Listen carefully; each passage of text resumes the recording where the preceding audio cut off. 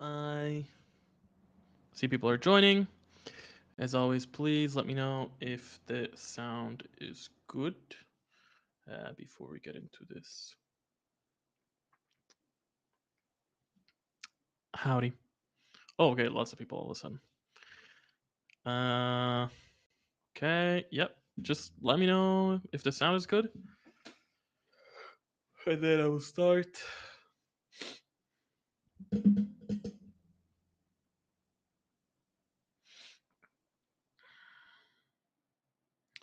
All right, we've got audio. Hello. Okay, more people are joining it. All right. Hello. Sorry everyone that there was no stream yesterday. I wasn't feeling very good. To be honest, I'm not feeling great today either, but a bit better. Good enough, I think, to do the stream. As has been the case for the last couple streams, I've not been doing great. So, if at any point I don't feel good and I must leave, um, I'll have to cut the stream short and get out of here. But usually I start feeling a bit meh, and then as I get talking, I get more into it. All right, there's a bunch of stuff to talk about, so I'm gonna try and be fast. Um, First off, there's gonna be something a little bit different in this stream, in that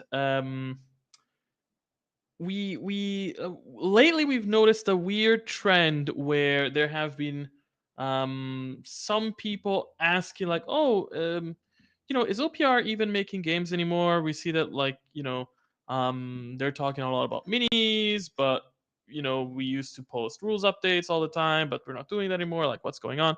And so yes, of course, we're still doing games. We are doing game content all the time as well. We have as per player feedback, we've switched to a yearly update cycle with then quarterly patches. And then we also we try to release at least one thing that has game content every quarter, be it a mission pack, be it a narrative campaign. Even the faction books come with, new characters that have their own rules. And also, as we start releasing new armies, or as we release new armies on Patreon, we also update rules there and add new units. So there's constantly new game stuff happening.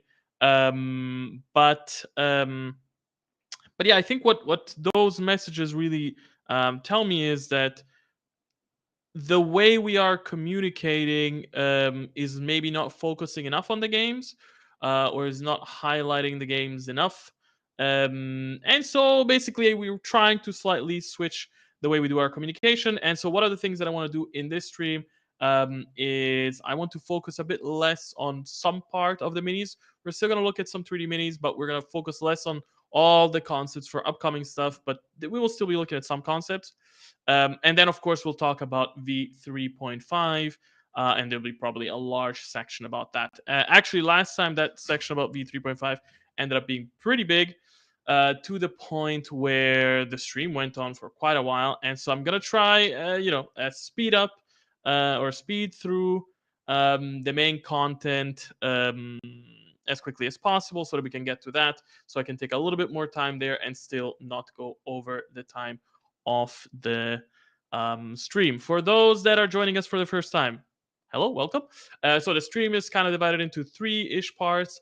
We have a first part where we talk about like studio updates, and there's a second part where we talk about miniature updates, and then usually on this there's a third part where there's a Q&A. Throughout the stream, I'm not looking at the chat all the time, and I'm not answering questions. The questions are for the end, so keep your questions for the end. And yeah, there will also be a section about v3.5 before the Q&A. All right, let's get to it. Yes. All right, first thing first. Yeah, OPR is a Gen Con. Well, I'm not a Gen Con, but OPR is a Gen Con right now. If you're a Gen Con, make sure to check out our booth. I was talking to our boys who set it up, and it seems pretty cool.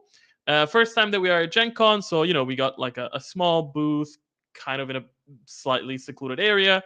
But we're hoping that now that we have the foot in the door, this will allow us to get bigger and better booths in the coming years. But yeah, exciting. People have told me about Gen Con for many years. Unfortunately, I wasn't able to go to the US this year, but maybe next year. But we have a presence, so that's also nice. So yeah, if you're at Gen Con, make sure to check out the OPR booth. There's also some events. You can also get some freebies and stuff like that. So yeah, worth checking out. All right. Next thing, the community survey. Okay, so we run a bi-yearly community survey. We ran it in July, and now the results are out. Make sure to go on our website to check it out. For this survey, we decided to change up the questions. We have some staple questions that we ask every time, but we felt that some questions at some point were like, okay, we're not really getting any interesting new answers out of this. So we started asking some new questions that are more about like, um, how do you customize your minis? Do you write lore for your minis? How do you paint them and stuff like that? So more fun hobby stuff that I think also goes in line with what we're trying to do with OPR. So make sure to check out the community survey and um, see what comes of it. Also, at the end of the survey, we always have a big open question where we say, "Hey, just let us know what you think." As always, a lot of people just said, "Thank you, love the game." So thank you very much for the kind words. But also, we take a lot of inspiration from there for what we do in our updates, and we're always listening to the community. The v3.5 update in many ways is inspired by the answers to the community survey and feedback everywhere else. And actually, I have an announcement, which is there we go. So this is a thing that people have been requesting for a long time. I've always been a bit hesitant about it, but I think we found a perfect opportunity to possibly make this work. So we are going to be doing a tier 3 on Patreon. Basically, people are always asking us like, "Oh, like why don't you do like a throwback tier?" I enjoy that you're doing the current armies, but I wouldn't mind throwing a couple bucks more at you to get some older stuff. And we've always been a bit hesitant about like, how do we make it work? How do we, how can I make it all make sense? And basically, in September we are hitting the 5-year anniversary, I guess, of OPR doing minis on Patreon. Or at least doing minis in the new style on Patreon. So we at the time started with Alien Hives and Vampiric Undead. And so the idea with the tier 3, right now we're kind of tentatively calling it like the, mini supporter plus tier. Basically, what you'll get is everything that you're getting this month, plus you'll get exactly what was released that month 5 years ago in terms of like 3D minis. And I think that's a thing that makes sense to me. I can see how it works, and it seems pretty fun. We will literally give you access to what was there, 5 years ago, and that will continue as the tier keeps being open. This means actually, I realized this the other day. I think some of those old collections might include some models. Not 100% sure, but might include some models which eventually we like replaced. So I think you'll be able to get access to those through there. The old models not that great, but you'll still get them. But also you'll get all the other models.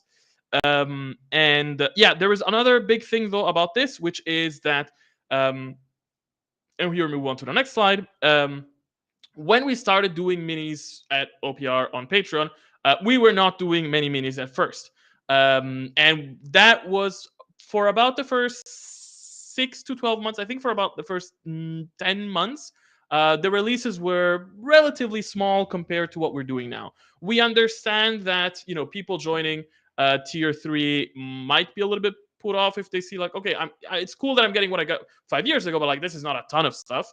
And so what we're gonna do is for the first, I think it's for the first 10 months of Patreon tier 3, every month you're gonna get whatever was released that year, that month 5 years ago.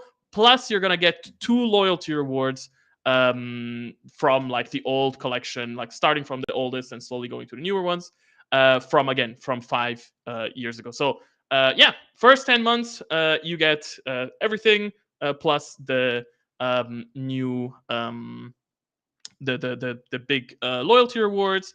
And then once those 10 months are up, we'll go back to like the regular stuff that you received every month. This means you are going to literally relive the past. There were times in the past where we released 3 armies per month instead of 2. You're gonna get that. There were times when we did refreshes of armies, like with Alien Hives, so you're gonna get that as well. A lot of stuff like this. And yeah, this feels interesting. This feels exciting. This feels nice. This feels like tapping into the history of OPR. All right. This is a way that I can see a tier 3 make sense. And then let's see how it goes.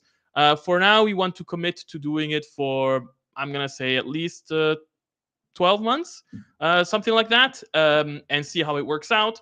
If for whatever reason, I'm not sure what the reason would be, but if for whatever reason we figure out that like, this doesn't really work, like the community is not really enjoying it, either we'll switch it up, or maybe we'll stop doing it. I'm not sure. I can't predict the future. All I can tell you is we're gonna try to make this cool and fun.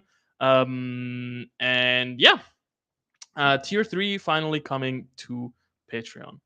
All right, then moving on to the next topic, which is yes, Quest is getting free previews. So we know that people. So every month we release new narrative campaigns for Quest on our Patreon. One for fantasy and one for sci-fi. But one thing that we kind of realize is like, okay, look, if you are somebody that's just getting into Quest, yes, you can play using the sort of like generic mission generator, which is fine. But what if you're looking for that more interesting narrative experience that we are trying to, we're trying to make happen with Quest. And right now you would have to go to the Patreon, but we understand not everybody wants to just dip into the Patreon for that. So we said, okay, you know what? We are going to make the first mission of each narrative campaign for Quest free. So you're gonna get basically the first, the lore of the first chapter, like the story. You get the prologue. You get like the first 2 pages, I think, and then you get like the first mission. That way, you get to try out the quest. You get to see if you like it. And if you like it, then you can buy the full thing. They're pretty cheap anyway. They're like $5 each. I think it depends on the length. Like some are like $4, $5, $6. Yeah, something like that. So yeah, more free stuff for you guys to check out. So if you have been curious about quests but you don't like using the random generator, then go ahead, check out some of the free missions and see if the game is for you. There will also be actually a big update for Quest in September, but we'll talk about it. Maybe not later today, but we'll be talking about it as we get closer to it. All right. Next thing, Voids and Threat. So this stream was meant to be yesterday, so I was supposed to let you know they're like, hey, it's the last hours for Voids and Threat, but Voids and Threat campaign is currently over. We finished with, let me double check.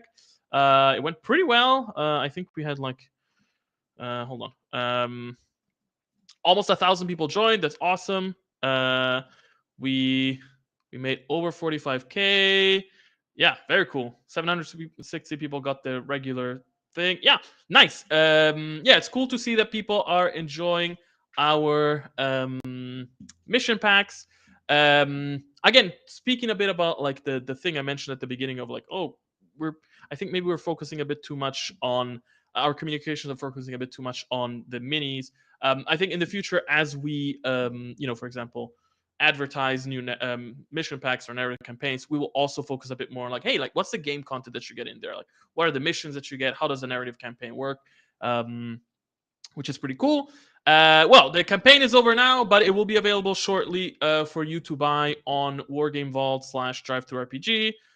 You'll be able to buy the miniatures, of course, of the heroes on My Mini Factory. Yeah, if you've never played a mission pack before, I actually see a lot of people ask this question, like, oh, how do I play like narrative campaigns with OPR? And on the one side, yes, you can go grab the the basic free campaign rules, but those are basically just saying like, hey, keep playing, and we'll show you how to get better over time. But if you want something more involved, you should definitely check out one of the mission packs, because the mission packs include 18 missions that are all very unique, have very unique deployment zones and gameplay things and special rules and stuff that happens. And there's also like progression throughout the campaign. So your heroes get better, your characters get better, your units get better, your army grows.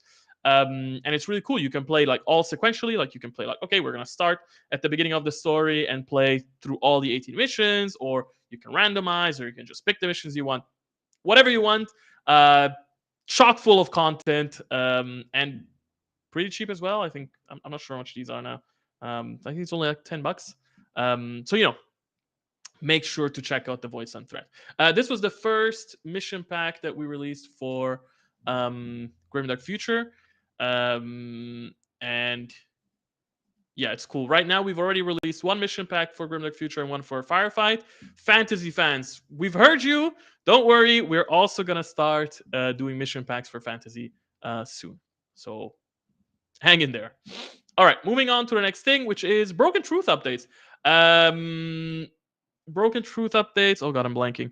Well, Broken Truth, big campaign, big box coming in September. Oh, I think that's the update. I think we revealed that it's coming in September. Um, the campaign is going to feature 2 armies.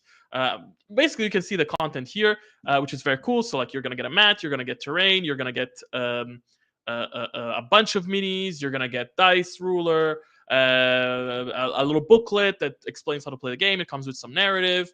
What else do you get? You got a bunch of tokens. You get I don't remember, but like there's a bunch of stuff that you get. And yeah, I actually saw some of these pictures online recently because the team was snapping pics of the whole box, and I think, wow, this looks really cool. I think it came out really awesome. I love the mat with the terrain.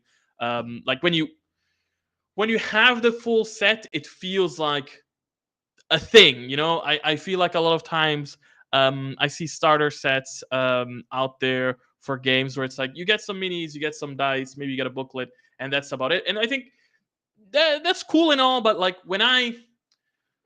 let me take you back 25 years ago. When back in 1999, Warhammer 40k box, third edition box came out. I got that box, and it was with a bunch of minis, and it came with like some ruins and some barrels, and it came with some trees, and that like sparked the imagination of like, oh, that this is a battlefield. And I love that we're doing a product that's kind of like that, and even more because it now comes with a map and even more terrain and stuff like that. And it's just like a full experience. So yeah, it should be coming out in September. We can't wait to see how it goes. First time we're doing a campaign like this. We understand, of course, that right now we are facing an economic downturn. Understandable. So if you are a fan and you're like, man, I'm sorry, but like, I can't buy more minis right now. We totally get it. Don't worry. We know that to some extent the success of this campaign is going to be a little bit stifled by the current economic situation, but with that in mind, we are trying to hit a good price point, where you're going to look at this big box with 70, I think 71 minis, big monsters, big everything, tons of stuff. And if you have the cash, it's gonna feel worth it.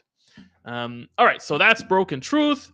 Let's move on to the next thing, which is Vampiric Undead faction book. So happy to announce that in August, 2 weeks from now ish, we are going to be releasing the next faction book, which is for the Vampiric Undead. We are basically flip flopping more or less between sci-fi and fantasy. When it comes to content, at least we try. It's not so easy, so sometimes you do get whatever. It doesn't matter. We are doing the Vampiric Undead faction book. This is a really cool faction book. On the one side, because I love the faction. On the other side, I think it's a very interesting faction that it's like, it's both familiar but also has its own OPR take on the genre, let's say. I think the book came out really cool. The art is really fitting with the theme. We tried to make sure that it feels. We're trying to make sure that the art feels like throughout the book. We're trying to make sure that the book feels cohesive with all of the art. So, like when you look at the the Duchess of Vinci book, everything feels very a bit more whimsical and more fun. It has this Italian, Southern European vibe. The Duchess, the Eternal Dynasty book, feels kind of like shiny and like it has sort of that samurai alien vibe, and with the Vampiric Undead, we wanted that really like the moon and the reds and the darkness and all that stuff seeping through. And I think we really nailed that with this book. The book, of course, comes with a bunch of art. It comes with a bunch of lore. It takes you basically through, what are the origins and history of the Vampiric Undead. There is a timeline as well. It explains everything of how do we get where we are. Then it also goes into a bunch of it highlights a bunch of different conflicts of the Vampiric Undead, so you can kind of see like, okay, how are they in battle? What are some key events, key battle events in their history? Then you go and you go through like the geography. So we highlight like what are the different regions of the Vampiric Marches. Yeah, because their lines are called the Vampiric Marches. What are the different regions of the Vampiric Marches? We have a map. Actually, I can show you the map. We have a full map. This is not the full map. This is kind of like a cut because of how the format is. But there's a map um, of their lands. There is then a society section, and it's interesting with the Vampiric Undead. It's one society, but it has so many sort of like straight up, because you have you have vampires, and you have werewolves, and you have skeletons, and you have ghouls, and you have the drained, and you have the necromancers, and you have the corpse master. You have all of these different things. So like the society section takes you through all of that. And then we go through the military section. The military section, we kind of explain how they fight and how everything works. You have a bunch of different paint schemes. Like there's a bunch of different army schemes and paint schemes for the armies and banner schemes. So if you're like, I want to make an OPR lore accurate Vampiric Undead army, I think we provide you with 17 different paint schemes with their own banners. And then also like we highlight, I think, 8 of them, and highlight all of their lore and how they fight and who they are. So that's really cool. And then after that, you get into the big like unit overview section, where we took all of the units from the army, and you get a bit of lore for each and every unit in the army. Yeah, very cool. As always, our faction books do not contain any rules themselves. A faction book is meant to be about lore. OPR doesn't do like a classic codex style thing where it's like, oh, if you want the rules, you must buy the book. No, the rules are always for free on Army Forge. But if you want the lore, here it is. Yeah, and here's the lovely map. You can see all the they have this thing of the monoliths. You can see them. They're like these sort of like red stones that are like in the floor. Yeah, there's a lot of stuff here to be seen. And yeah, this is very cool. You can see Kamzan Castle, which is like their main location of like the king. Whatever. Then of course this book comes with 4 heroes. So let's talk a little bit about heroes. What do you get? You're gonna get starting from the left to the right. You're gonna get. Actually, wait. I'm gonna pull up the book just because I don't want to mispronounce their names, because they do have fancy Vampiric Undead names. The rules are going to be released, of course, when the armies come out. When the book comes out, and with the rules, you're also going to get the like pre-made, ready-made army list, so that you can just be like, hey, I like this guy. How does he fight? Let me just grab the army. Okay. All right, so starting from the left. On the left, we have Latmir Justizets. Whatever. We call him Latmir the Mad, who is a necromancer with like this crazy big a tombstone on his back, and he's kind of like this crazy inventor-ish necromancer. Then we have we call him. I could give you the full vampiric name, but the vampire names are kind of complex. Actually, like now that I'm reading, so this guy's Ekviankik, but we call him Blackfang. So Captain Blackfang. He comes basically from this sort of like vampiric coast, because we have like this whole subsection of vampires which are like vampire pirates. And Captain Blackfang is your typical, your swashbuckling vampire. Then you are going to get the big boy Gremir, which is like the big werewolf, and he comes with his buddy Milyaza, who is was basically this girl that's under his tutelage. Tutelage, is that how you say it? Under his protection, and they fight together. And the mini actually has, you know, the big werewolf with the girl on his back. And then finally, you are going to get Navleva. Navleva, we call her the widow, and she comes with her big um, um, um, beast. I forget the name. They are called. I forget her name. But yes. So cool heroes. They're gonna have cool rules, and you're gonna see them very soon. What else to tell you? Not sure. I mean, I think this is about it. Faction book should be coming out in 2 weeks. There will, of course, be the typical stuff. You can get the minis with it. You can get the army with it. Yeah, I mean, one of the things that's interesting with the Vampiric Undead is if you follow the lore of OPR, at the core of the Age of Fantasy lore, there is this big conflict where essentially you have these Empire twins, and they break the orb that was keeping the demons, and that shatters, and that creates the rift, of course. And the two twins die, but the Havoc gods, to sort of thank them, give them make them immortal, and so one of them goes to the west, and that's the male heir that goes to the west and then becomes the vampire king of the Vampiric Undead. So we are slowly, you know, things take time. I know that people want lore, they want it fast, and they want a lot of it. But you know, it takes time. Like, we are slowly starting to introduce, okay, who are the big bads of this setting, and like how do they work, and how does everything tie together? And here you get to see the first bits of it. All right. Moving on to the next thing is, okay, mini previews. Okay. All right. This was not as fast as I hoped, but let's go. So minis previews. Let's check out what's coming out in August. So for August, we have on the Dwarf side, we have the Berserkers. The Berserkers are sort of like your crazed fanatic warriors. They are slayers. They have like the slayer rule in the game, which basically means that they get AP2 when they attack units with tough 3 or higher. So, you know, if you're fighting a monster, like they have a lot of attacks. They have 2 attacks per piece. So if you have a unit of 10, that's 20 attacks.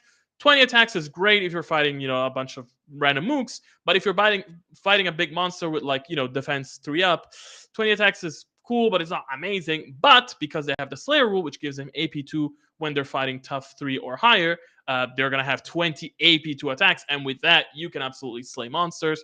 So they're monster slayers. One of the things about their lore is that they basically huff this magic coal gas that the dwarves use, and that kind of gives them like sort of like their superpowers, and then like coal bits start growing out of their skin, which looks really cool.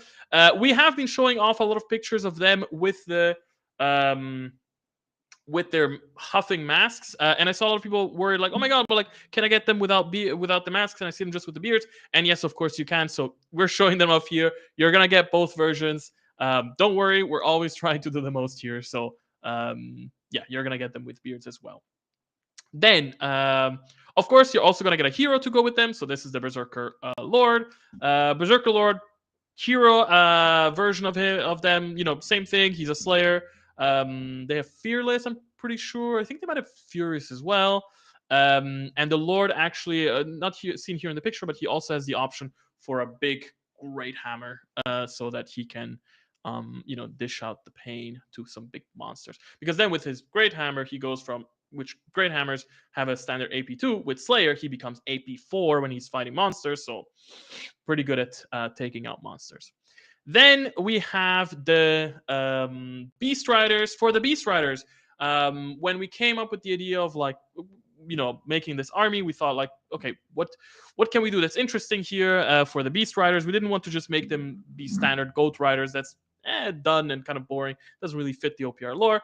And so we thought that, like, hey, like when they were digging and finding all of this like magic coal and these magic gases, they also found a bunch of like creatures that were warped by the coal. We're not exactly sure what the original creature is that the um, that these beasts are based off. In my mind, they were kind of like pigs or boars that went. They actually have like little piggy tails that went and ate all this coal and then slowly started mutating and became these big beasts. And then, of course, the berserkers were like, "Oh my god, this is our perfect mount!" And so they hopped on, and there you go. You have berserker beast riders. Here, you're seeing them with the masks that huff the coal gases. But of course, again, you're gonna get them also without the masks, so that you have them with the beards. Then, of course, they come with a hero, which is the Berserker Lord on Great Beast. He's on an even bigger and stronger beast that has like more horns and like these big, tusks and stuff like that. And yeah, cool stuff as always. Comes with the tool, hand weapons. Also comes with the Great Hammer. The boars. Sorry, I'm calling them boars already, but they're technically not boars. The beasts give the unit. Sorry, they give the unit the bounding rule. So rather than having fast, they have bounding, which is kind of like fast, but a bit more unpredictable. So you roll a d3, and then they move that much faster. And basically, it allows you to kind of hop. Actually, it also allows them to move that distance without caring about terrain, because it's just a straight up move. So you could, for instance, rush with them, get into some terrain, and then bound out of the terrain and do a full rush. And there's lots of little strategies you can use with bounding to do the most of it. All right, so that's the Berserker Lord, and then the final thing you're gonna get is the Burst Gun. This is one of our artillery pieces. As always, the Dwarf artillery pieces are made in such a way that they can go on the rails, and actually all of them have the same width of the little tracks of the little wheels, so that they can go on the same tracks. It also comes with a crew of 3. Yeah, I mean, not much to say. It's a cool gun. Again, type of thing where we were like, okay, well, we're doing our own thing. We don't want to just do like a classic organ gun. What do we do? And so we created the burst gun. And I always kind of wonder with these things, like, does it shoot like does it go clockwise or counterclockwise? Does it shoot at random? Never really fully decided. But a cool gun nonetheless. All right, so that should be the dwarf side. Then on the orc side, you are going to get first off the gunmaster. The gunmaster is basically he's basically a hero that gives you extra shootiness. I think it gives them. I think it gives the unit relentless, so it basically allows you to shoot more and get more hits. Yeah, pretty cool. As always, when we do these sort of like gun mastery guys, we just strap a bunch of ammo to them. So he has a bunch of ammo all over the place. And he has extra grenades. And he has a big shotgun and a big cigar. And it's just like a badass. Then you are also going to get the infiltrators. Infiltrators. I mean, yeah, they're kind of like your stealthy orcs. We liked the idea of giving them these sort of like capes that have this sort of ghillie suit thing in the back. I think they turned out really cool. And yeah, I mean, they have face covers. They have these cool like sort of cyber eye things that they can wear. As always, of course, they come with hair. You can have them without hair. Whatever you prefer. And these come with a bunch of weapon options, and of course a sniper rifle as well. So yeah, that's your infiltrators. They're your stealthy troops. And then you also get a hero with them, of course, which is the infiltrator leader, I think it's called, or infiltrator master infiltrator, not sure.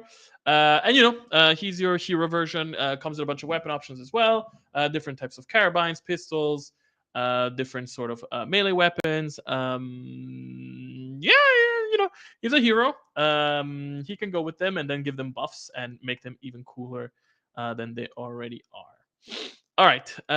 Then moving on to the next thing, you're also going to get the hover bikes. Hover bikes? Is that what we call them? I think we call them hover bikes. Well, anyway. Yeah, this unit used to be called a mini copter, but we always thought it was kind of weird to treat it as a copter, because a lot of people would then ask us like, oh, like, is it supposed to be like a full-on helicopter, but it's a unit of 3? How does that work? And we're like, let's rename it. Let's make sure that it's a bit clearer. And so yeah, now we have the hover bikes, hover bikers, jump bikers.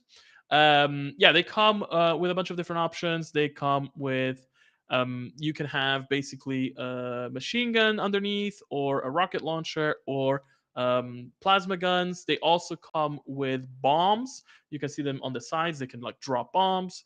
And there's also a guy with a bomb spear that basically he can lunge and hit someone with the spear, and then it explodes. It has like 5 grenades at the front. Yes, and then I think the last thing you're gonna get is the Orc Walker. Orc Walker. So we are always making things kind of like how do you say, consistent between the army. So we had already seen the Great Walker. We had already seen the what do you call them? The brutes, the ultra veterans, and now we see the actual Walker, which is sort of like the in between step. The Walker comes with a bunch of options. We're not showing them all off here, but basically you can have like 2 different melee weapons. You can have a shoulder gun, and there's multiple shoulder guns that it can have, and then it can also swap the melee weapons for guns. So you can have the classic setup of like the multiple guns. You can have the classic setup of the lots of melee stuff, or you can have the setup also of the mix, where it's like you have the melee weapons and you have the gun, or whatever you prefer to whatever you prefer to do. All right, with that, we've talked about the orcs. Let's move on to the next thing, which is fantasy quest. So for quest, you are going to get the wood elf monk. Really cool. Monks, their whole thing is that they sort of fight with their body rather than with weapons. And I think also in the game they have all of these rules where you can basically like suffer fatigue. If you know how quest works, basically you suffer fatigue to do extra stuff, and they can suffer additional fatigue when using special skills to further improve their chances. So really you want them to be like high endurance so that they can suffer a bunch of stress and do a bunch of cool stuff. And anyway, really cool model. I think the pose came out awesome, and I can't wait to see her kick some monsters in the face. Then we have, for StarQuest, we have the Starhost Commander. Commanders are sort of your sci-fi equivalent of a, let's say, a paladin.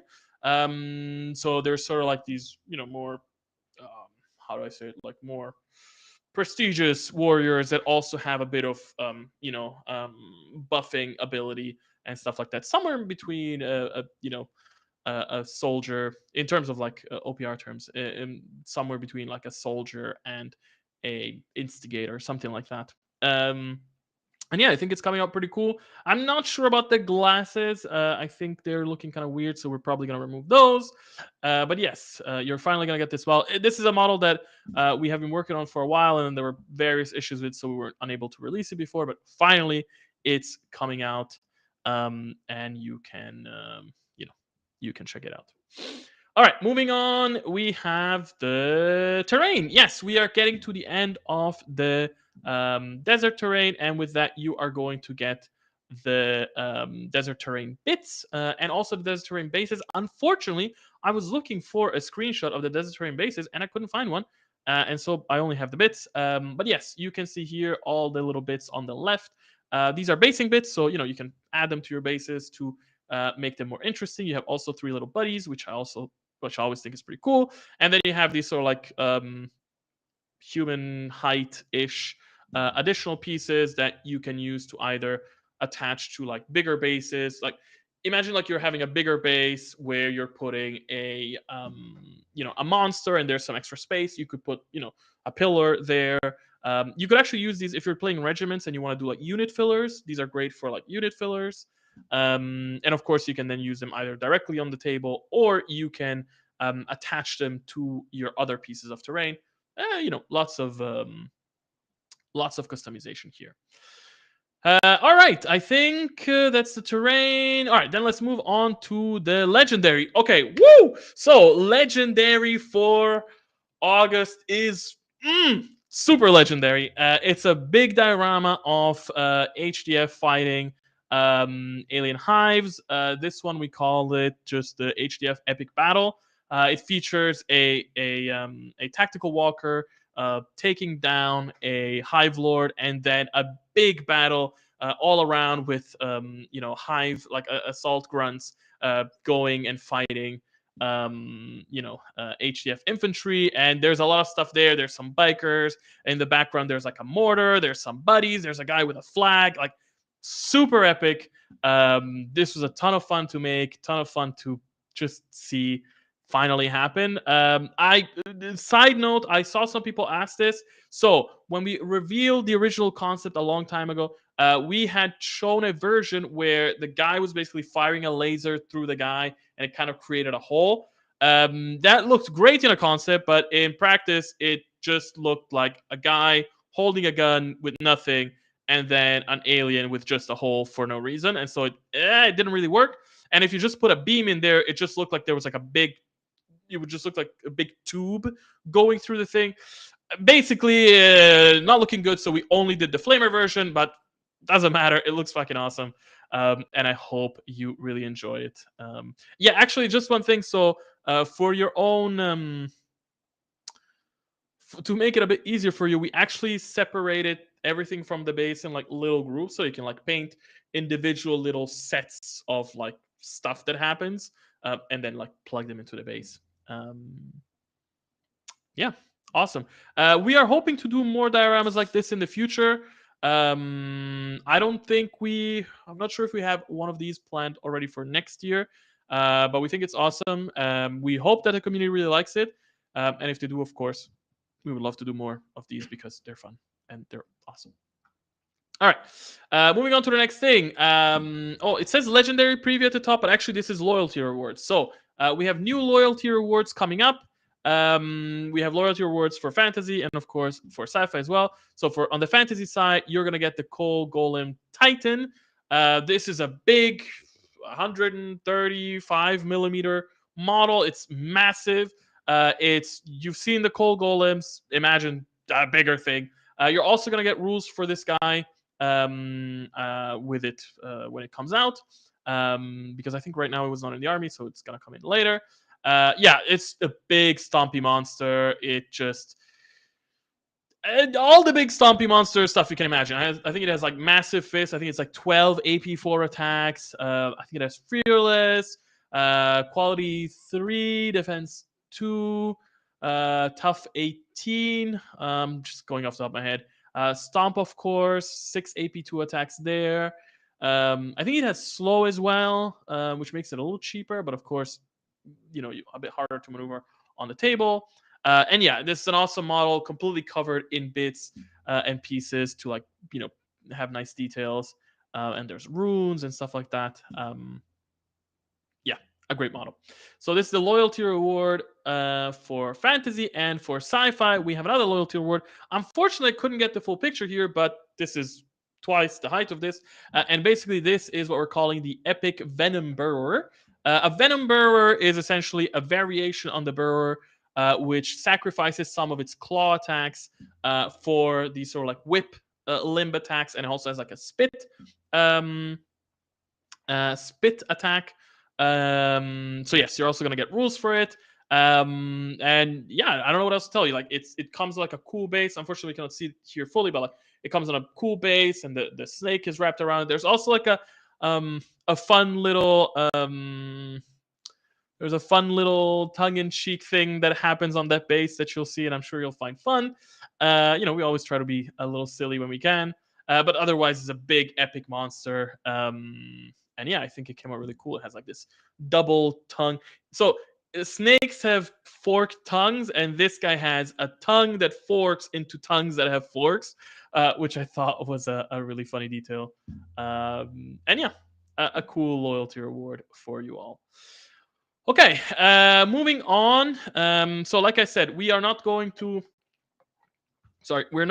be going through all of the concept art of next month anymore. I think that was too cumbersome. Instead, we're going to focus on a bit of a preview of an upcoming army. In this case, we're going to be talking about the Goblin Reclaimers. So, Goblin Reclaimers, the rules are already out, so I don't want to go too much into the rules. You can go check them out. And actually, with the September update, they're going to get some cool updates. We're going to talk about it later, which I think you guys are going to enjoy.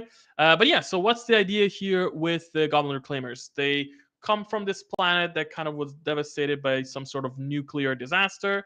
And after that, they kind of came, they were underground and it came to the surface and they sort of rebuilt their own society in this nuclear wastelandy type of sitch. We're going to do a preview this month talking about the more, let's say, normal part of the army. And next month, we're going to look at the weirder parts of the army. But yeah, so looking at the more normal part, we have your regular shooter mobs. This is your regular guys with pistols, with little scrap guns, with flamers and stuff like that. You can see here that there's like a high variety of different elements on each, so you can expect that like every goblin looks a bit different from the other. As always, there's going to be male versions and female versions, so you'll get those. And then you're also going to get, and it's starting to get hot here. Let me turn on the fan for a second.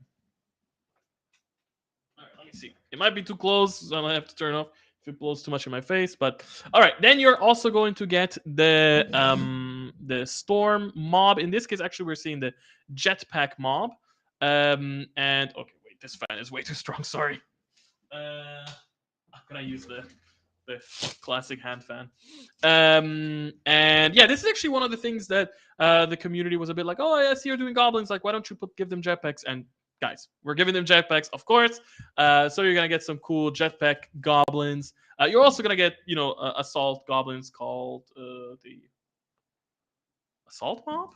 Wait, we have the shooter mob and the fighting mob. I don't remember. Storm mob. Sorry, and this is a jetpack mob. And basically, yeah, you're gonna get regular guys on the ground with pistols and swords and stuff like that. And you're also gonna get the special jetpack guys that blast away. Then you're also going to get bikers. Again, one of those things that people are like, hey, like, what about bikers? We're giving you bikers, don't worry. So we're doing a lot of cool stuff with the goblins. So yeah, they have. We decided to keep the bikes relatively simple and related to HDF because they're in the lore. Basically, the planet that they were on had humans on it, and the humans basically they had a relationship with the humans, and then the whole planet basically got devastated and the humans are gone, but like the human tech is still there. And so that's how they get these bikes, so they're going to be related, so you can get that little faction relation right there. And we're going to make funky helmets for them. They're going to have funny poses. Yeah, it's goblins. I have to say, some factions they just, let's say, like, roll off the tongue in terms of like designs, because you can just do fun stuff, and it's so easy to think like, oh, we take a goblin and then we do a motorcycle. Okay, boom, 1,000 ideas just flow off the head. Or like, oh, we do a goblin, we put him on a bug. Oh, a million ideas there. It's very easy to come up with cool stuff for goblins. All right, then you're also going to get the Deathwalkers. So they also have like two mainstays of the goblin army, is that they have walkers and tanks like other armies, but they're tiny because they're goblins. And so they're basically the size of, destroyers, or like tough 3, around 50 millimeters high. And they come in in groups, so you don't have one walker, you have like a group of walkers. And yeah, here you can see the walkers. The walkers come with different options. They can have guns on their heads. They can have melee weapons. They can have melee, like arm melee weapons, but they can also have armed guns. Lots of different options, and I think they're really cool. One of the interesting things for me is that when we decided to design them, we kind of wanted to make sure that they have a sort of metal slug inspired look. So everything is kind of like a little pudgy, a little short, a little small, a little rounded, but not too much, and that kind of keeps that vibe of just fun in the army. And then after that, of course, you're also going to get the tanks. And so, again, the tanks come in groups of 3. So they're not big tanks. Actually, if you look at the concept on the top left, you can see the goblin, like the tank is about the size of a goblin. It's bigger, of course, but like you can see the goblin's nose and eyes poking out from the front. I'm not sure that we're going to be able to make it work exactly like that in 3D, but of course, we will try. And yeah, it's tanks. They come with different options. Very customized. Yeah, cool stuff. All right, with this, we have looked at all the previews of the minis and the upcoming army. So now let's move on to the big part, which is, there we go. Version 3.5 previews. So, what's up with version 3.5? A lot of people have been waiting for it. I'm waiting for it. And we've been waiting to do a beta for a while. There's many reasons why the beta has been delayed. On the one side, of course, I've had a lot of health issues, which has slowed me down in my work. But on the other hand, it's also because we don't want to launch the beta without point costs. Because we know that if we launch the beta with temporary point costs, or with everything that's new, we just cost it at 0, or we just cost it at 5, we know that not everybody is going to understand that, let's say, and so they will just take the point cost at face value, and they will start judging the new rules by and costs at face value. And then if it's not correct, then oh, that thing looks too expensive, that thing is too cheap. And we don't want we want feedback that's based on the real thing, and not on like let's say a semi-done thing. So why does that take a while? That takes a while because we are introducing a new big thing to Army Forge Studio. This is a new thing for us, but also it's a new thing for you. So if you make your custom armies, listen up, because this is awesome. So the custom rules generator is what we're calling this thing, the rules generator. The rules generator is basically a system that allows you to create rules from scratch, and they will have their points fully costed without you having to mess with anything. This means that you will have way more freedom to make a bunch of new types of rules with costs, and everything is OPR correct costing, OPR legal, so to say. Of course, as always, every tool that we have, you have. Every tool that you have, we have.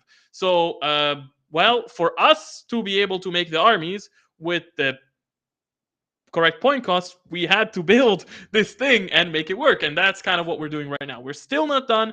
I'm hoping that we'll be able to have it all done and finished, and we'll be able to be in beta in the next 2 weeks. But I'm not sure. One big thing, I say this before, I've said it before, I'll say it again. We're going to launch the beta as soon as we can. And then the idea is that the September update comes in September. Right now, of course, the idea is that it's going to come in late September, because we want to have a bit of time of beta to kind of collect some feedback and tweak things.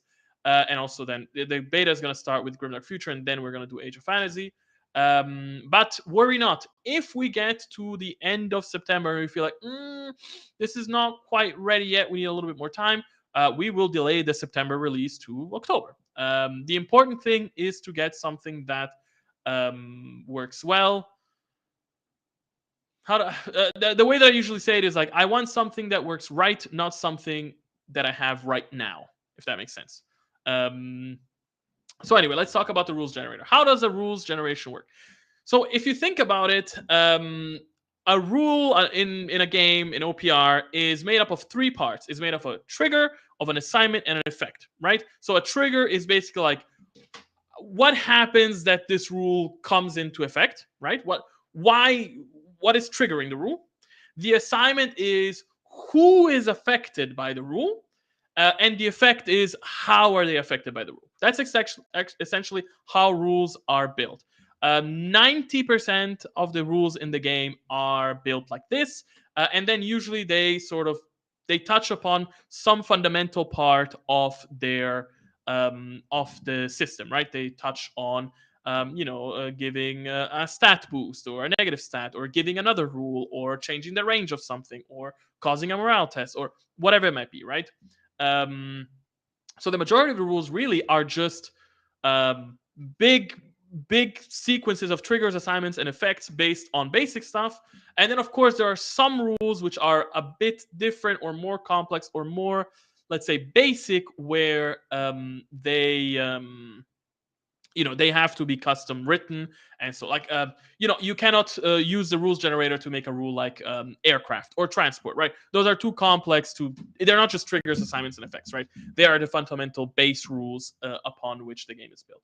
Anyway, so yeah, let's see a little bit how the system works. So when you open the thing, you're going to click on generate a rule. And when you generate a rule, you are going to start on the left side and you're going to select the trigger. So if we go here, boom, you can see triggers. There is a ton.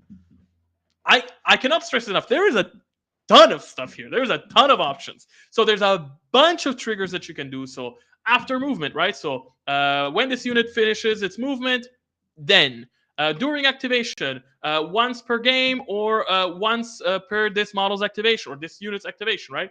Then something. If activated first, last, that's actually a new thing. If this is the first unit that you're activating this round, then something happens. Or if this is the last unit you're activating this round, then something happens. One important thing, we wanted to make this system as flexible as possible. It doesn't mean that we ourselves are going to use every part of this system for the official rules. For example, I'm hesitant about using if activated first last in official rules, so I probably will not use it, at least not for now. Maybe in a couple of years I'll feel more confident I'll use it. But if you want to use it, awesome, go ahead and use it. If activation starts or ends in range of others, right? So if you're activated within 12 inches of a hero, then something happens. That's an example. If activation starts or ends in sight of others, another new one that we have never really used, but you could use, right? So it's like if this unit is activated whilst in line of sight of a friendly hero, okay, awesome. Like I can see a hero and that inspires me, and now something happens, and so on and so forth. There's lots of different ones. The list goes further than the screen, so you cannot even see it. So yes, there will be like a little scroll thing, and you can see it all. And yeah, it's pretty cool. So these are your triggers. So I hope it makes sense, right? If something or when something happens, if something happens, then let's look at the assignments. The assignments, there's one that says it don't use. It's gonna be deleted. Don't worry about that one. Who cares? The assignments are, well, they're assignments. So a target, right? So when this unit is activated, a target, a friendly unit within 12 inches, an enemy unit within 12 inches, something like that. You can be more specific, a target that is or isn't fatigued. Again, not something that we as OPR are using right now, but if you want to use it, if you want to make a rule where it's like, hey, when this unit is activated, pick one friendly unit within 12 inches that is shaken, and then the effect would be it stops being shaken. Okay, that's an interesting rule. You can make it happen. A target that's inside or outside terrain. Another friendly unit that isn't fatigued. The closest or furthest enemy. The closest or furthest enemy in terrain. Lots of different options here again. A couple of options that are very important, two very important options are at the very bottom, unfortunately, so you cannot see them, which is, of course, this model and its unit, right? So that's a very classic one. Auras, right? Auras are this model and its unit, so you can do that. And, of course, the other one is this model / unit. So you can target others, but you can also target yourself, of course. Okay, and so then for the effect, we have, again, a bunch of effects. So we have, for example, counts as in terrain. So when this unit is activated, whatever, we'll look at it in a second. Counts as being in terrain, gets more or less shooting rates, gets more or less 2 casting rolls, gets more or less defense, gets more or less to hit. And also you can always specify. So you can be like, gets +1 to hit in melee, or gets a +1 to hit in melee when charging within 6 inches, or gets +1 to defense against shooting, stuff like this. Gets +1 -1 to hit, gets +2 to morale. Then a very important one: gets, loses, or ignores a rule. So, for example, this unit gets stealth, or it ignores stealth, or it loses stealth. That's interesting. And then, of course, at the end, you always set for how long. So you can say, this unit gets stealth once next time it gets used, or you could say until the end of the game. Again, and everything will be costed correctly. There's another thing here, which we've started using this term. It's a thing that's actually already now in the rules. For example, the spotting vehicle from from the Soul Snatchers uses this, where basically it's like, okay, when this unit is activated, pick one enemy unit within 18 inches. Friendly units get +1 to hit against it, right? That's a rule that's right in the game, and at the time, we didn't really have a way to, because we have certain things that we know, right? We know like auras are this model in this unit, buffs are pick a friendly unit that gets this, debuffs is pick an enemy unit that gets this. But how do we define this thing? And we're calling it a mark. So a unit is marked for something. So a unit that's marked for Furious means that you pick an enemy unit, and friendly units charging that unit get Furious, for example. Yeah, there's other stuff. It may move, it moves faster, it counts as being in terrain, it must take a morale test. There's lots of effects. So let's see how this works in practice with a test. So here we have a rule where I've selected my trigger, assignment, and effect, but I haven't filled out the rule yet. So I selected during activation, a target counts as in terrain. Very simple. I decided to go for a simple effect. At the bottom, you can see the rule construction, which has all of the various options that you can do. Not all of them are required. So you can make rules. Sometimes you can make rules more extensive. You can make them shorter. Depends on what you're trying to do.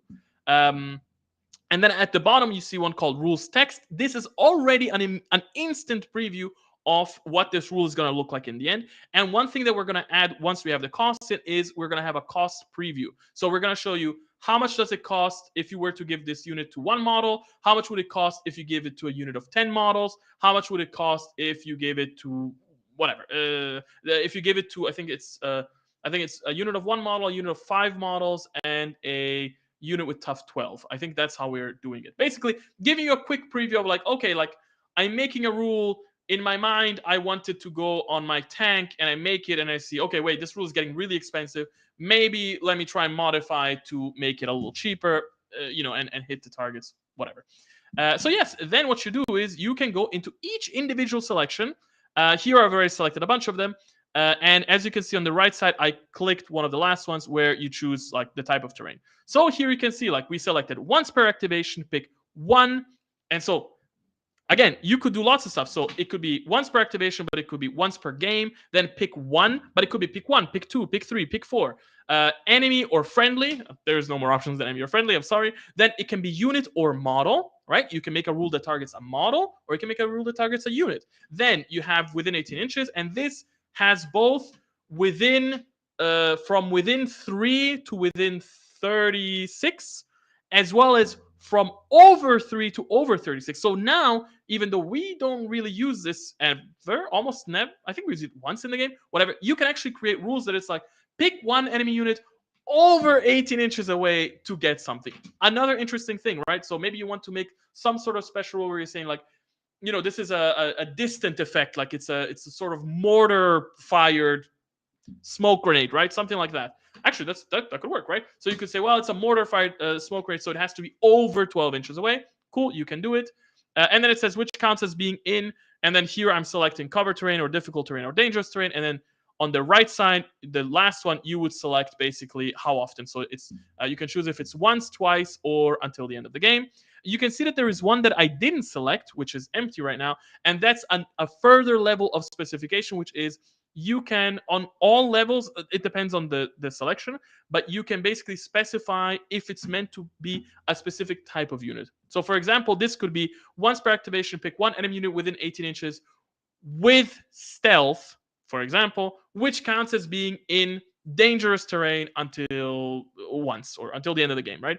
So you can create an interesting rule where it's like, oh, I don't know, I'm spitballing, but it's like, okay, like this is like your special predator site that like uncovers stealthy units and they stop being stealthy, or it's like a jammer of some sorts, right? So you could say, okay, pick one enemy unit with stealth, and so then it stops, which maybe we don't have it here, but like maybe it stops having stealth, right? And so that's a very cool thing where you can be like, okay, like I'm making something very specific. And then at the bottom, of course, we can already see the rules text as it comes. Is this the last slide of this? Yes. Okay. And here we can see the final rule. So I selected it fully. I put difficult terrain and I chose once. And so now we can see a full rule. Once per activation, pick one enemy unit within 18 inches, which counts as being in difficult terrain once. Next time the effect would apply. There we go. We built a rule. Awesome. And remember, at every one of these points, at every one of these boxes, you could have selected something else, right? And this is just one of the combination of trigger, assignment, and effect. The possibilities are not endless. When it's done, somebody please do the math. The possibilities are lots, though. I wager there's tens of thousands of different possible rules, if not millions. Okay, one important thing that I haven't talked about yet is the randomize feature. You can see it at the top right. So what does randomize do? Let's say you're kind of bored, you want to come up with some rule, but you don't know what to do. Well, you can just click on randomize, and it will give you a random trigger, assignment, and effect.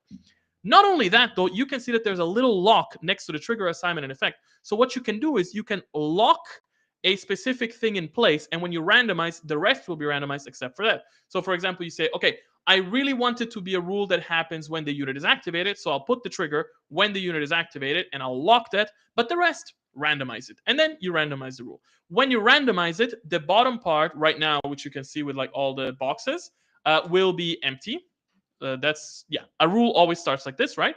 If you now hit on randomize, the second randomize, it will randomize the contents. So you could randomize, and you get a completely fully made, completely random rule. I've tested it out a bunch of times. You get some wacky combos. But yeah, we just thought it would be a fun system. I don't know how many people are really going to use that feature to do something real, but we thought it would be funny. And so it's cool. One final thing. Yes, and this is coming with the September update, so lots of work. One final thing.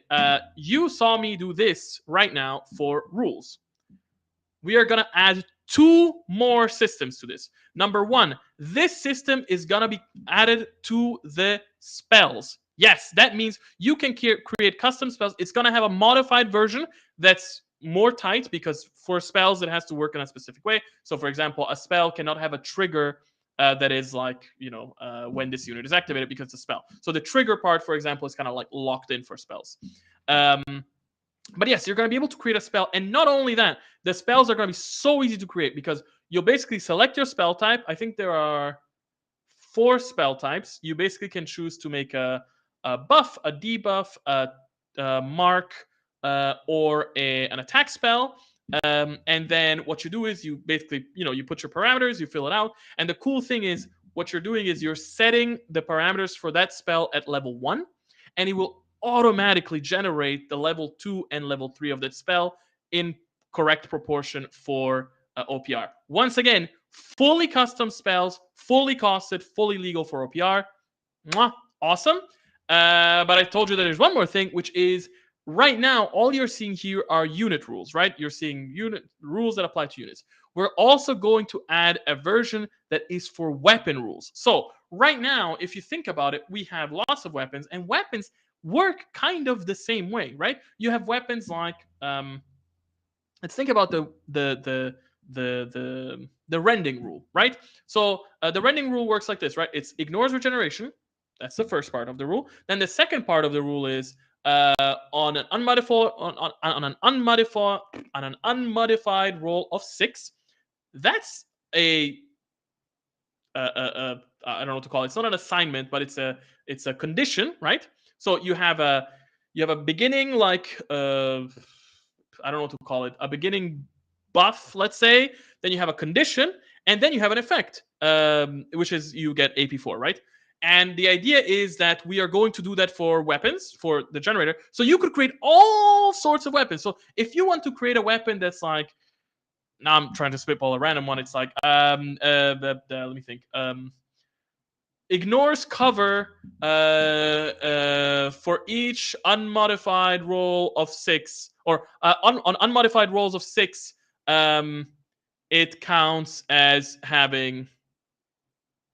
I'm trying to think of something really wacky. Well, okay, let's go for something simple, right? You might have like, ignores cover for enemies that roll a enemies that roll a 1 to block, it ignores regeneration. I'm spitballing now. I'm sorry, but yes, basically, rules are really weapon rules really are just made of 3 parts as well. So we'll allow you to create your own weapon rules, and again, those weapon rules will then be properly costed, and you'll be able to use them, and they'll be legal, and they'll be awesome. And again, we are building this not just for you, but we're building this for us, because what I want is I want a game where you have as much power as we do. I think the transparency that Army Forge Studio gives us is amazing, because you see all these other games out there where you just don't know how things are made. You don't know how things are costed. You don't know if somebody's making one army more points efficient than the other because they just want to sell more models. You don't know if they're just trying to mess around with things for whatever other reason. And for us, it's like, no, we're making this open. We are using the system. We're giving it to you so that your army can be on par with our army, and we can all play together, and it can all be clear. It can all be open. And yeah, it's honesty, basically. All right, I spent a bunch of time talking about this. I'm sweating like a pig, and this is not even the beginning. So, all right, let's move on to the actual juice of this stream, which is the 3.5 army previews. All right, so let me start by saying that, as I said last time, you should take anything that I talk about right now with the biggest grain of salt ever. Why? Because already since last stream a month ago, a bunch of stuff has changed. So I've, of course, been listening to all of your feedback. Thank you so much, everybody, for providing your feedback, chatting around, having chats with me. We also have a small crew that provides direct feedback to me. Awesome. Thank you guys for that as well. And it's all helped bring this thing forward. So what I'm going to do now is, first, let me talk about generally what has changed. Then what I'm going to do is I'm going to go through all Grimdark Future armies and all Age of Fantasy armies, but we're only going to talk about their universal rule. We're not going to go more in depth, because else this call will never end. And as we go through the Grimdark Future armies that we had already gone through last time, I will let you know if anything has changed since last time. So generally speaking, what has changed? Hold on, I have taken a note here, just so that... Sorry.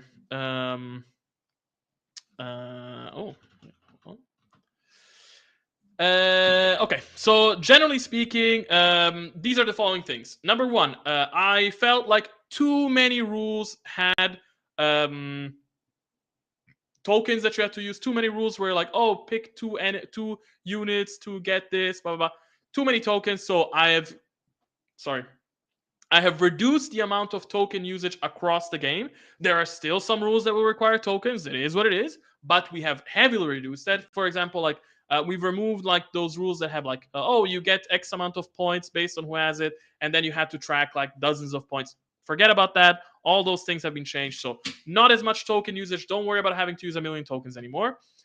Second, extra rules conditions have been lowered. Right now, there were lots of things where it was when you're shooting someone within 12 inches and you're rolling a 6, then this happens. And we are cutting those down to be simpler, so there's not so many conditions. So it might be, in that case, it would either be when within 12 inches, for example, you get +1 to hit. I don't know. Or it would be on a 6, you get +1 to hit. But not when within 12 inches, on a 6, you get +1 to hit. It's becoming too nested, right? So rules conditions have been simplified. I've also removed as many once per game effects as possible.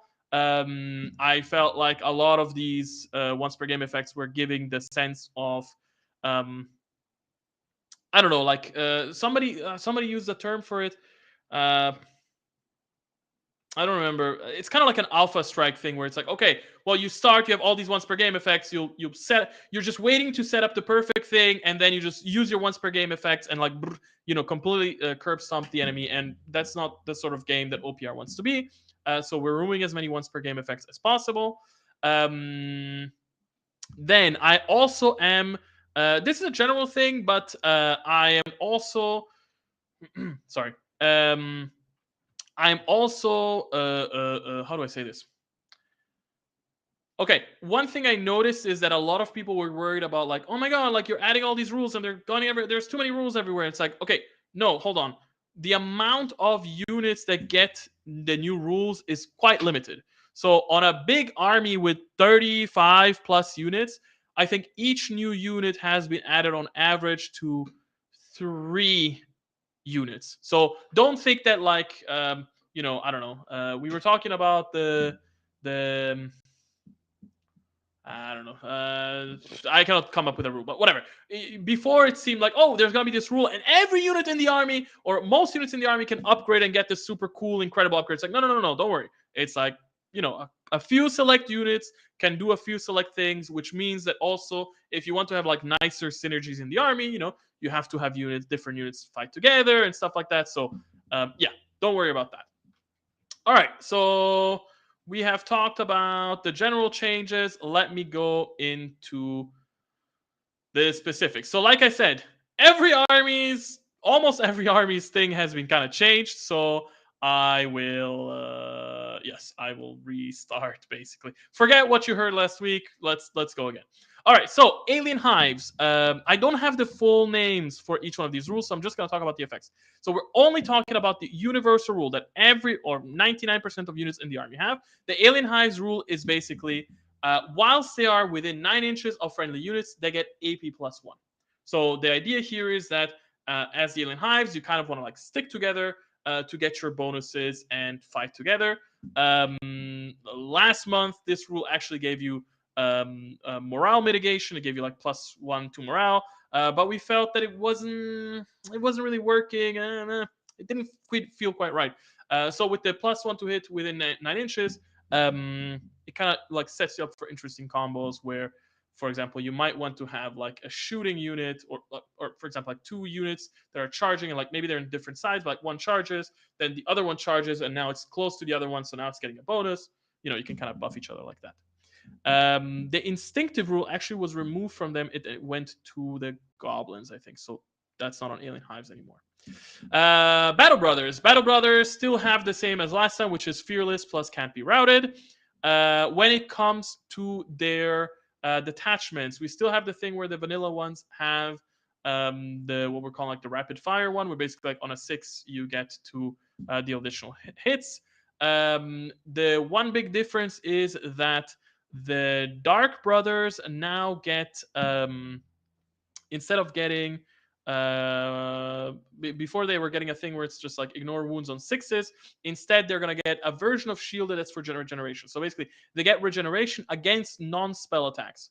So vulnerable to spells, otherwise vulnerable to ignores regeneration stuff. But yeah, they have regeneration. Also, when it comes to the Watch Brothers, we have changed it where they don't have that thing where they have a sort of like a randomized buff when they shoot. Instead, they are all veterans. This is a whole army that's all veterans, which I think is pretty good buff for everybody. All right, Blessed Sisters. They get AP1 when shooting within 12 inches or charging within 6 inches. I think this is unchanged since last time. It's basically like a different form of Devout.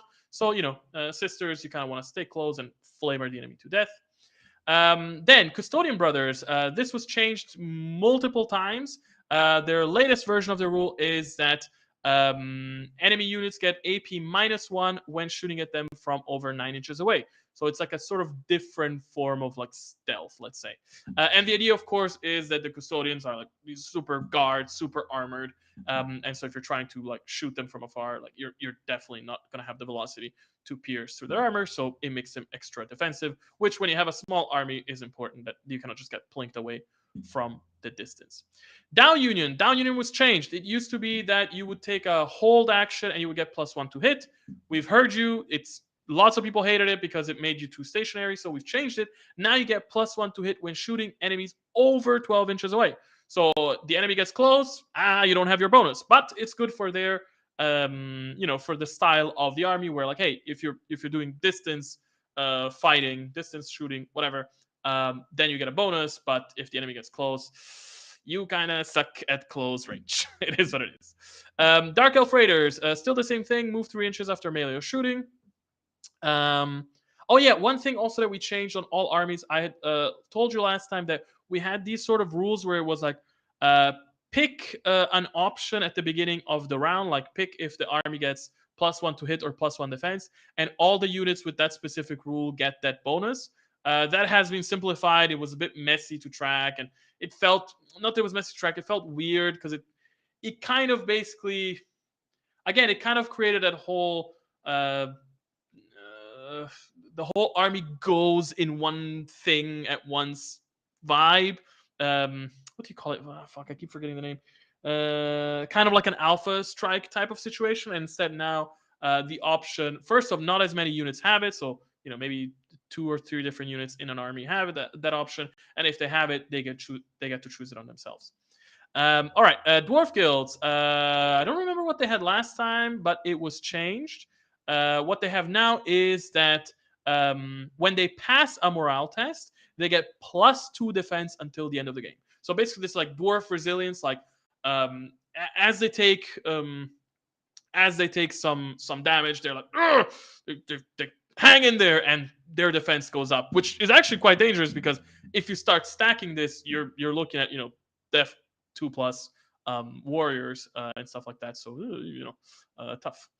Elven Jesters, they still have the thing where they basically have bounding, but it's static. Instead of D3+1, it's just 3 inches. So still the same thing. Eternal Dynasty, this one was changed. We had the whole thing where you rolled a die when you took a morale test. On a 2+, you passed it, but on a 1, the whole unit was wiped. People didn't like it. I totally get it. So it was changed. Now they basically have the old dwarf one, which is when a unit is killed, you place a marker on the enemy that killed it, and then everybody gets +1 to hit against it, which is a sort of like honor bound. I think we call them honor bound, where it's like, okay, you killed our guy, but like we're gonna defend their honor, or we're gonna avenge their honor, I guess, and then go after them. Goblin Reclaimers, theirs was changed as well. What they have now is that they get +1 to hit whilst within 9 inches of friendly units. Similar to the Alien Hives, but instead of AP, they get +1 to hit.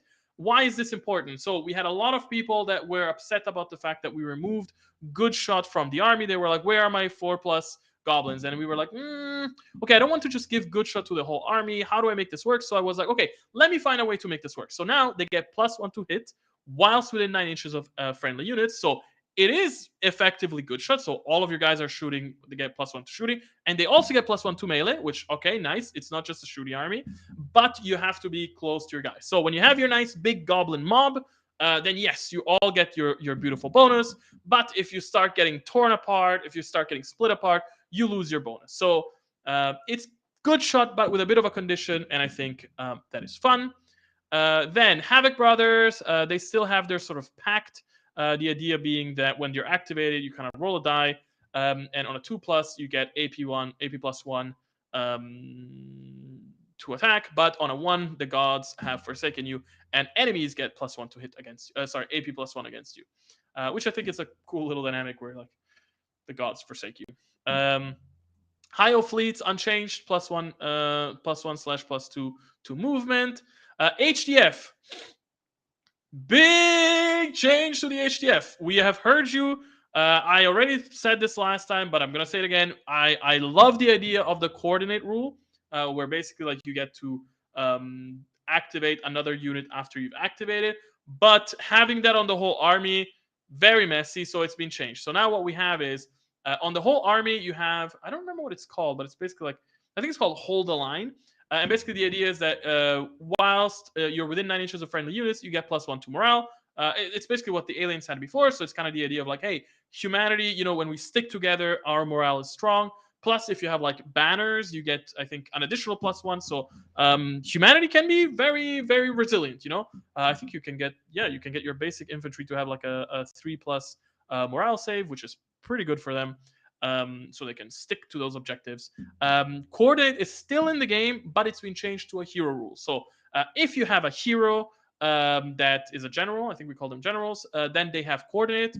And so once per round, you can basically, after that hero's unit is done, you can activate another unit. So, you can still do this, but it's been, it's been reduced to being a hero thing. So there's only so many times you can do it. And it has a 9-inch range, and the field radio now extend that range to 18 inches. So there you go. That's how it works now. Human Inquisition. I think now we are so. No. Wait, no. I think we spoke about this. Human Inquisition. Their ability is basically to pass the turn.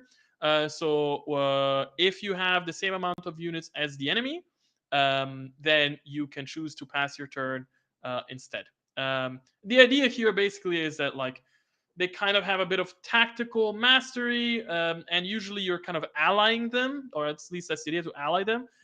So it gives you like this sort of interesting thing where like you ally human inquisition units to kind of give you a bit of an advantage there, and it makes more sense to ally them, because I feel like right now when you're allying them, um, they're a little bit, I don't want to say useless, but it's a little bit like, why should I get this random unit from this army in my army? And like now you have a bit of a reason to do it.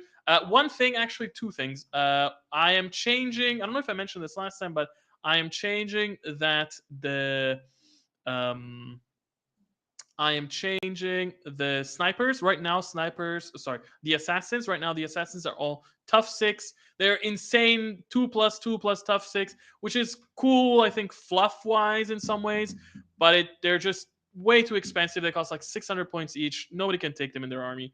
And so we're reducing those to tough 3. We're modifying the rules to be a bit simpler so that you can actually get to use them more. Another thing, I'm a little bit hesitant about that, but I am thinking that I'm going to increase the unit sizes. Right now, pretty much all the units in the Inquisition are model units of 3. So they have units of 3 or of 6. And I think I'm going to increase them all to units of 5.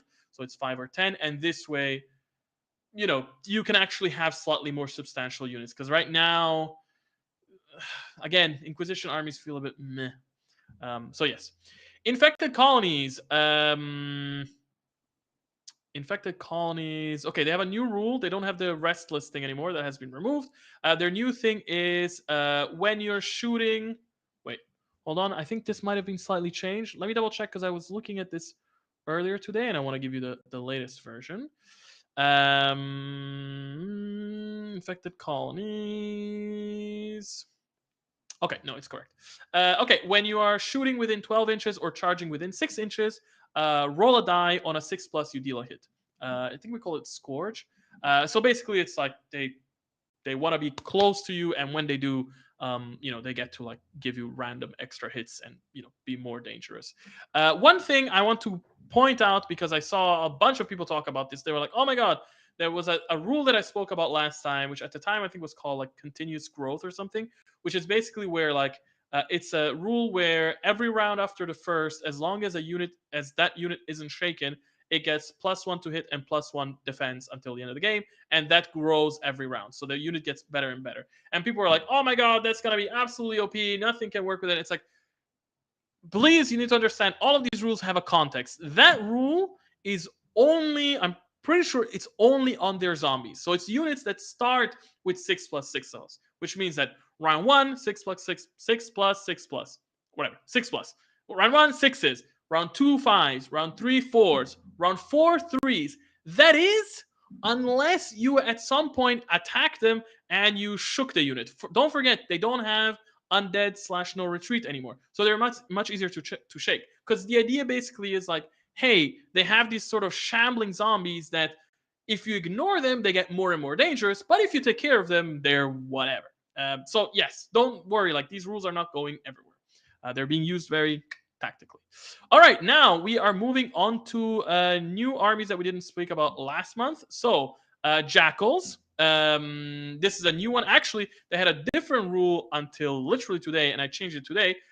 They have a rule called vicious now, which basically is it's essentially sort of like a mini poison, where when they're shooting or charging, I think I'm not sure if it's within. We'll check. Whatever.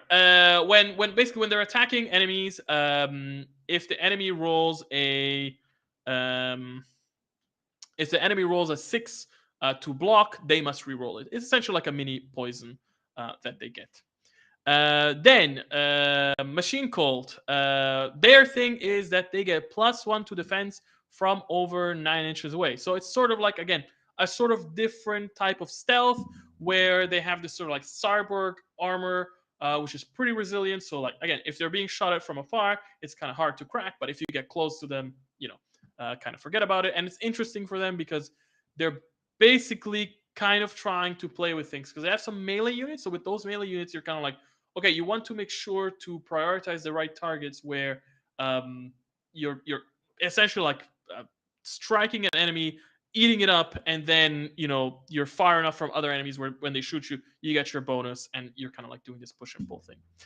Orc Marauders, they get a very simple rule on a 6.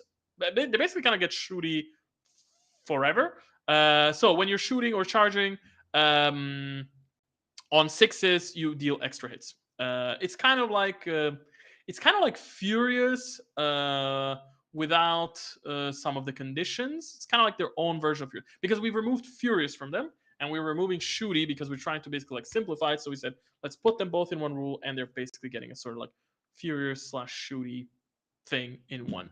One important thing with the orcs is the orcs now bad shot now is -1 to hit, not it doesn't set you to quality 5+ when shooting. Why does this matter?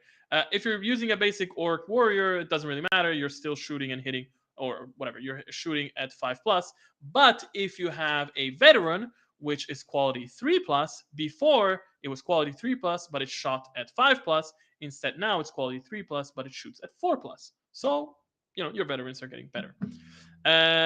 There's also actually a thing where we are. I think there's a hero. Maybe it's the gunner hero, the gun master, whatever it's called, weapon master. That I think he's getting a lock on aura, which basically means that your orcs, it basically mitigates their bad shot, which means you get full powered orcs with their extra hits, pretty strong. All right, Prime Brothers, they're the same as Battle Brothers, so they have Fearless that can't be routed.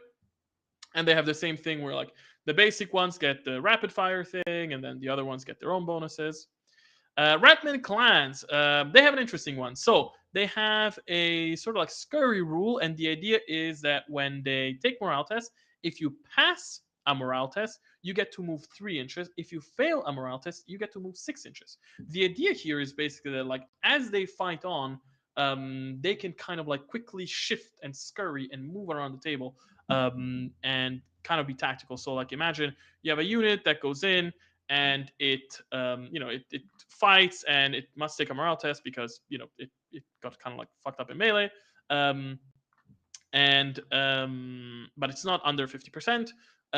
So then it fails a morale test, and now you get to move 6 inches. So now you could use those 6 inches to move onto a nearby objective, or you could use them to get out of dodge, or you could use them to move to block another unit. So it's a sort of like tactical move thing, which I think fits the theme of the rats.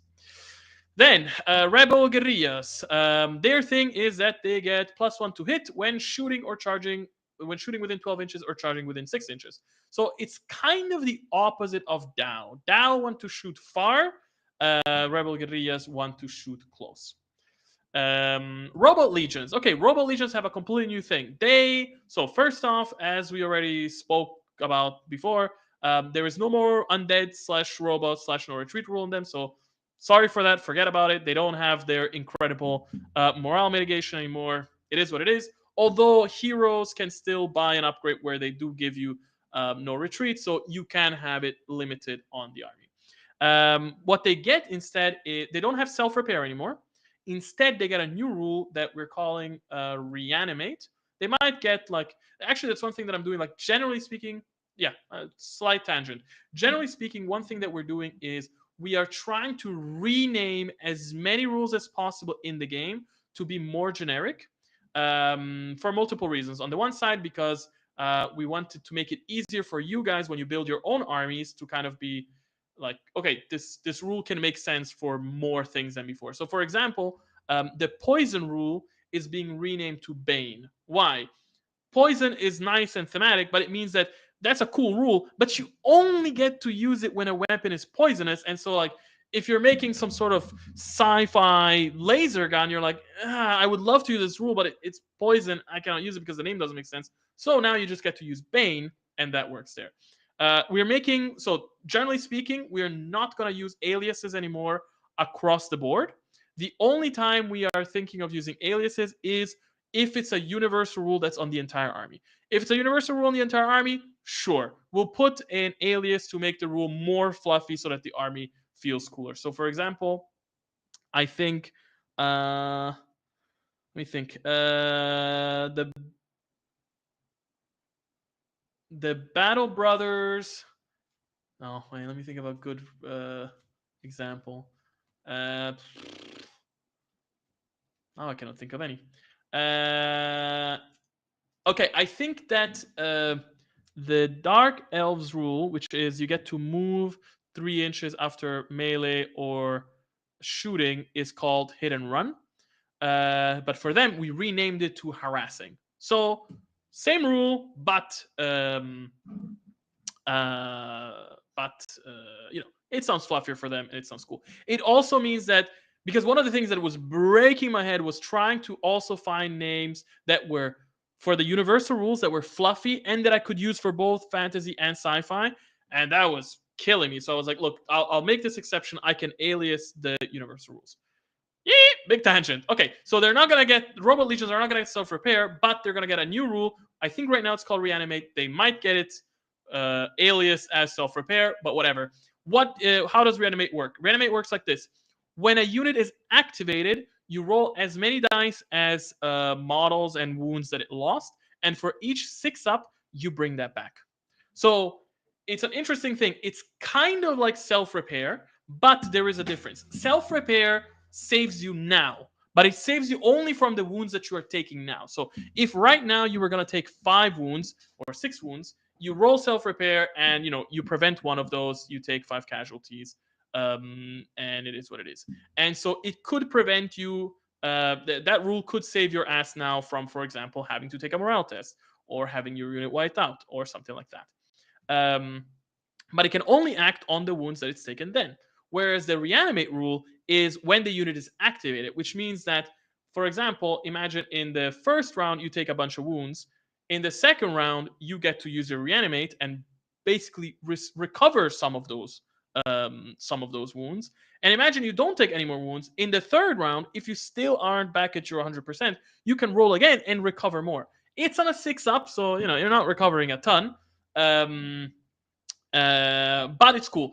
The good thing for your enemy is that it means you don't have anything that's saving your ass now, which means that it's much easier compared to before, or not much easier, but the 6+ is never amazing, but whatever. It's easier than before that people can shake your unit, people can rout your unit, people can kill your unit. So if I completely destroy your unit, you never get to use that. If you don't reanimate, self-repair before might have saved your ass and you might not have had to take a morale test. Well, now it's not going to save your ass, so now you're going to have to take the morale test. Now you might be shaken, and it's like, yeah, sure, you get to reanimate, but now you're shaken. So it's kind of like it has its own push and pull. Yeah, and actually, there's another similar rule that we are giving to like heroes. It's kind of one of their specialty, which is sort of like, it's sort of this rule, but in reverse. I don't know if I talked about it last time, but basically, like, it's a special hero rule. But basically, what it does is that at the end of an activation, when you take wounds, when you take wounds, if those wounds are not enough to kill you, then you get basically self-repair. You get to block them on 6+. But if it's enough to kill you, you don't get them. So basically, it's very helpful at the beginning, but as you get closer and closer to death, it basically helps you less and less. So like, imagine if you have a unit of 5, well, the first couple wounds you take, imagine you have a unit of 5, you take 3 wounds. Okay, you get to roll your essentially self-repair. I don't remember what this one is called. Whatever. Let's say you get to roll your self-repair, and maybe you get to save a wound. So now you have 3 models. Well, next time you take 3 wounds, now that's enough to kill the unit. You don't get your self-repair. So again, push and pull, and stuff like that. All right, then next one, Starhost, Predator, same as always, and love it. Soul Snatchers, they're right now, they basically, I think the whole army gets Scout. We felt like that was too powerful, so that has been changed. So instead, now they kind of get like a mini Scout, which is when you deploy a unit, it gets to move 6 inches.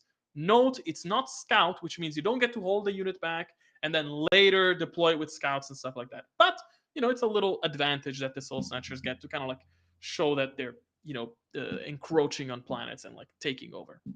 Titan Lords, their thing is basically the same thing as Human Inquisition, where they can pass the turn, and actually they can be upgraded. Each Titan can be upgraded with what we're calling like a Titan Core, which basically allows you to do that one extra time. So extra delay, because they really, if you have a Titan army with 3 Titans and you're fighting an enemy with 10 units, you kind of have a disadvantage in terms of activation, and this kind of brings it together. All right, let's talk about demons. Demons is a bit of a big one, but well, we can get through it. So first off, the demon rule. The demon rule is gone. So that caused a lot of confusion. It was messy. Army-wide, ambush, and scout was a mess. Gone. Goodbye. Sorry. Of course, as we're always doing now with these sort of things, don't worry. If you love that part, it's still available as a hero upgrade. So you can get ambush you can get an ambush aura on your hero, and so with that, you can still mimic your wormhole ambush as you did before. But of course, it's more limited because it's not army-wide. Instead, their army-wide rule is kind of the opposite of the Havoc Brothers one. The Havoc Brothers have a Havoc, like a Dark Pact, the Havoc Pact, right? Where it's like you roll a die, 2+, you get AP +1. On a 1, enemies get AP +1 against you. A Dark Pact. The demons get a blessing, and the idea of the blessing is basically you roll a die. On a 4+, you get AP 1. So on a 1, 2, 3, nothing. Not as good as the Havoc Brothers one, but on a 6, you get AP 2. So it's that you got really blessed. I think the I think the aliased rule is called Havoc Blessing, and the unaliased rule, I think it's called Critical Hit, which kind of makes you understand. Then when it comes to the actual other things, Demons of Change have army-wide stealth. That hasn't changed. We are aliasing it now, so it's called Warped, which we thought was more interesting. And the weapons have army-wide shred. That's the same as what they have right now, which is called Warp. It's just been unaliased into what it really is, which is called shred. Demons of Lust, they still have fast. They don't have overload or whatever it's called anymore. Instead, so before, the way that the demons armies worked is they all have one special rule, and then they all have one weapon special rule, except for Lust. With Lust, they had 2 special rules, which was fast and overload, and they had no weapon special rule, because the idea was, well, instead of having a weapon special rule, they have another rule that affects their attacks. It was messy. Overload was really messy, so we changed it. So they still have fast, which I think is now called Fleet.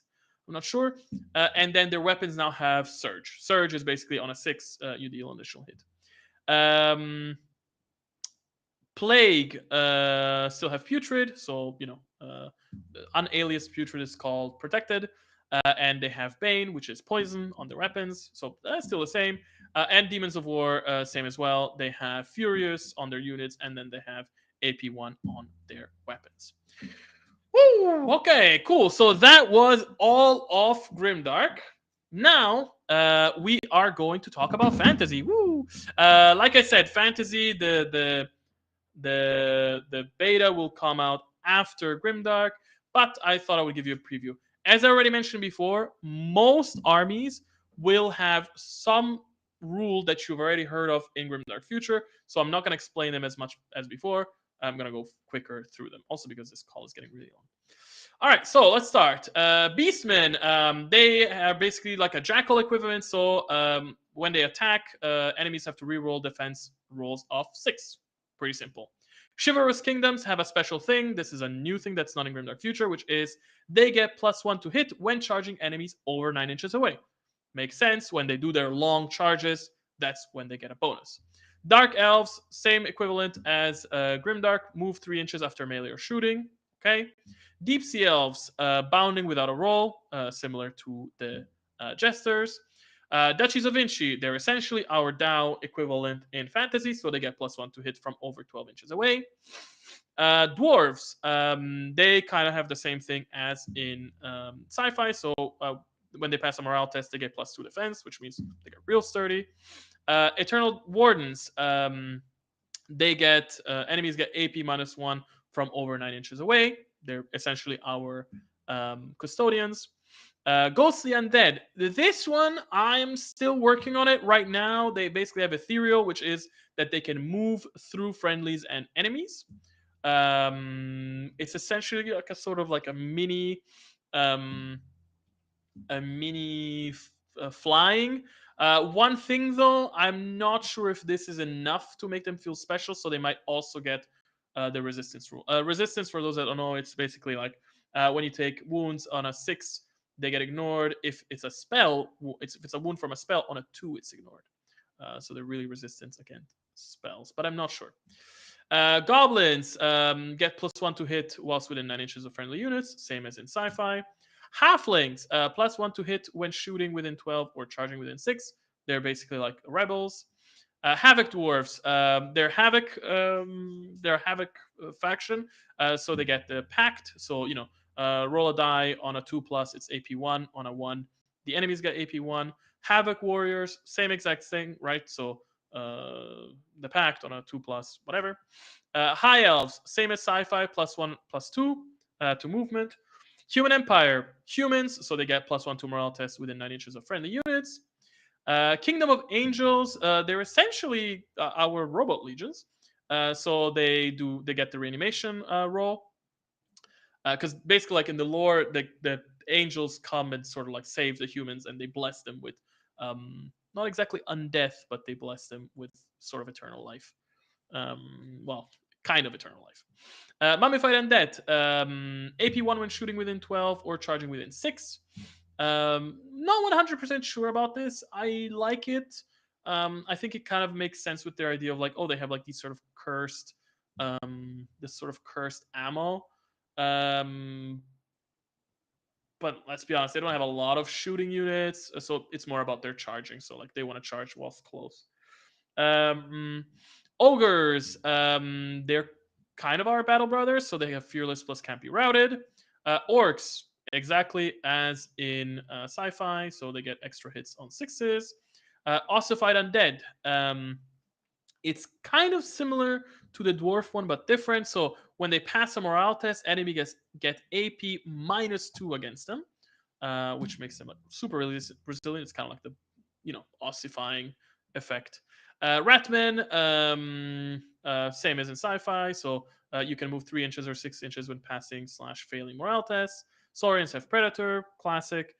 Shadow Stalkers, they have the same thing as infected colonies. So when shooting within 12 or charging within 6, you roll a die. On a 6, you deal a hit, which is called.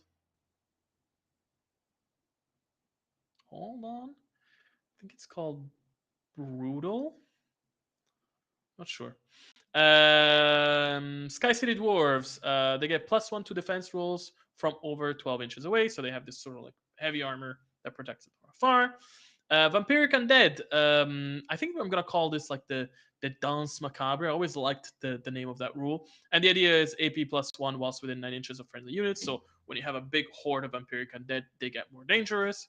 Volcanic Dwarves, they kind of get the same thing as the Eternal Dynasty. So when a unit is destroyed, you place a marker on an enemy, and friendlies get +1 against it. Wood Elves, they have the equivalent of the Snatchers. So when they're deployed, you can move 6 inches, which I think fits with their vibe. Demons, they're exactly the same as in sci-fi. Demons are always kind of the same.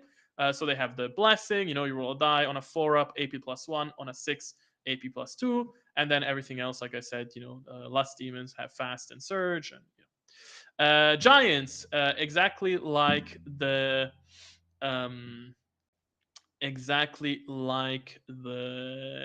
Titan Lord. So they can pass the turn. And Dragon Empire, they get +1 to hit whilst within 9 inches of friendly units. I guess I'm gonna leave it at that. Yes, so lots of stuff there. I hope you liked the preview.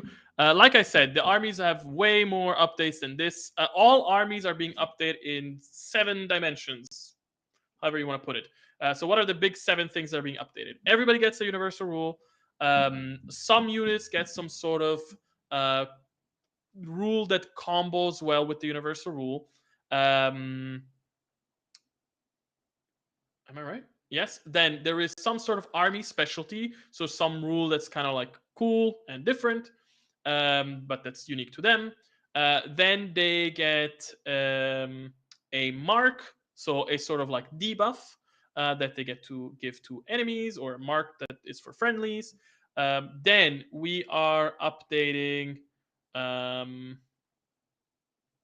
then they each army gets a special weapon rule, so a unique weapon rule that is only on that army.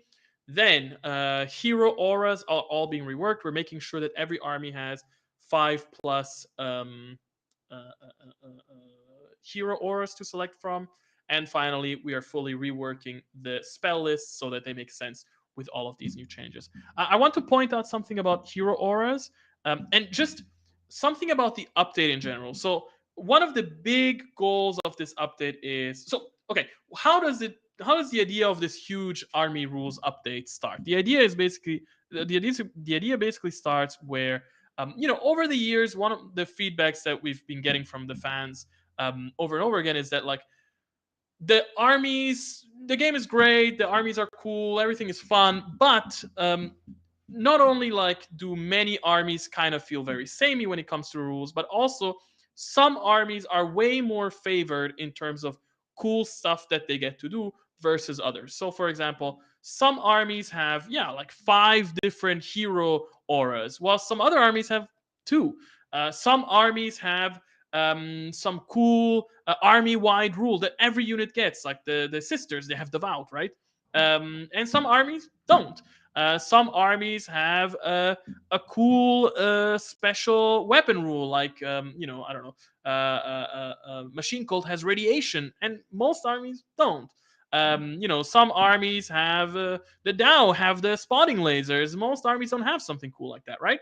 And so when you look at the game as a whole, there was lots of cool ideas that are spread throughout different armies, but not every army was treated equally. And one of the big problems is that some armies were treated more equally than others, so to say, and they got a bunch of cool stuff. And over time, I was slowly adding a bit of cool stuff here and there.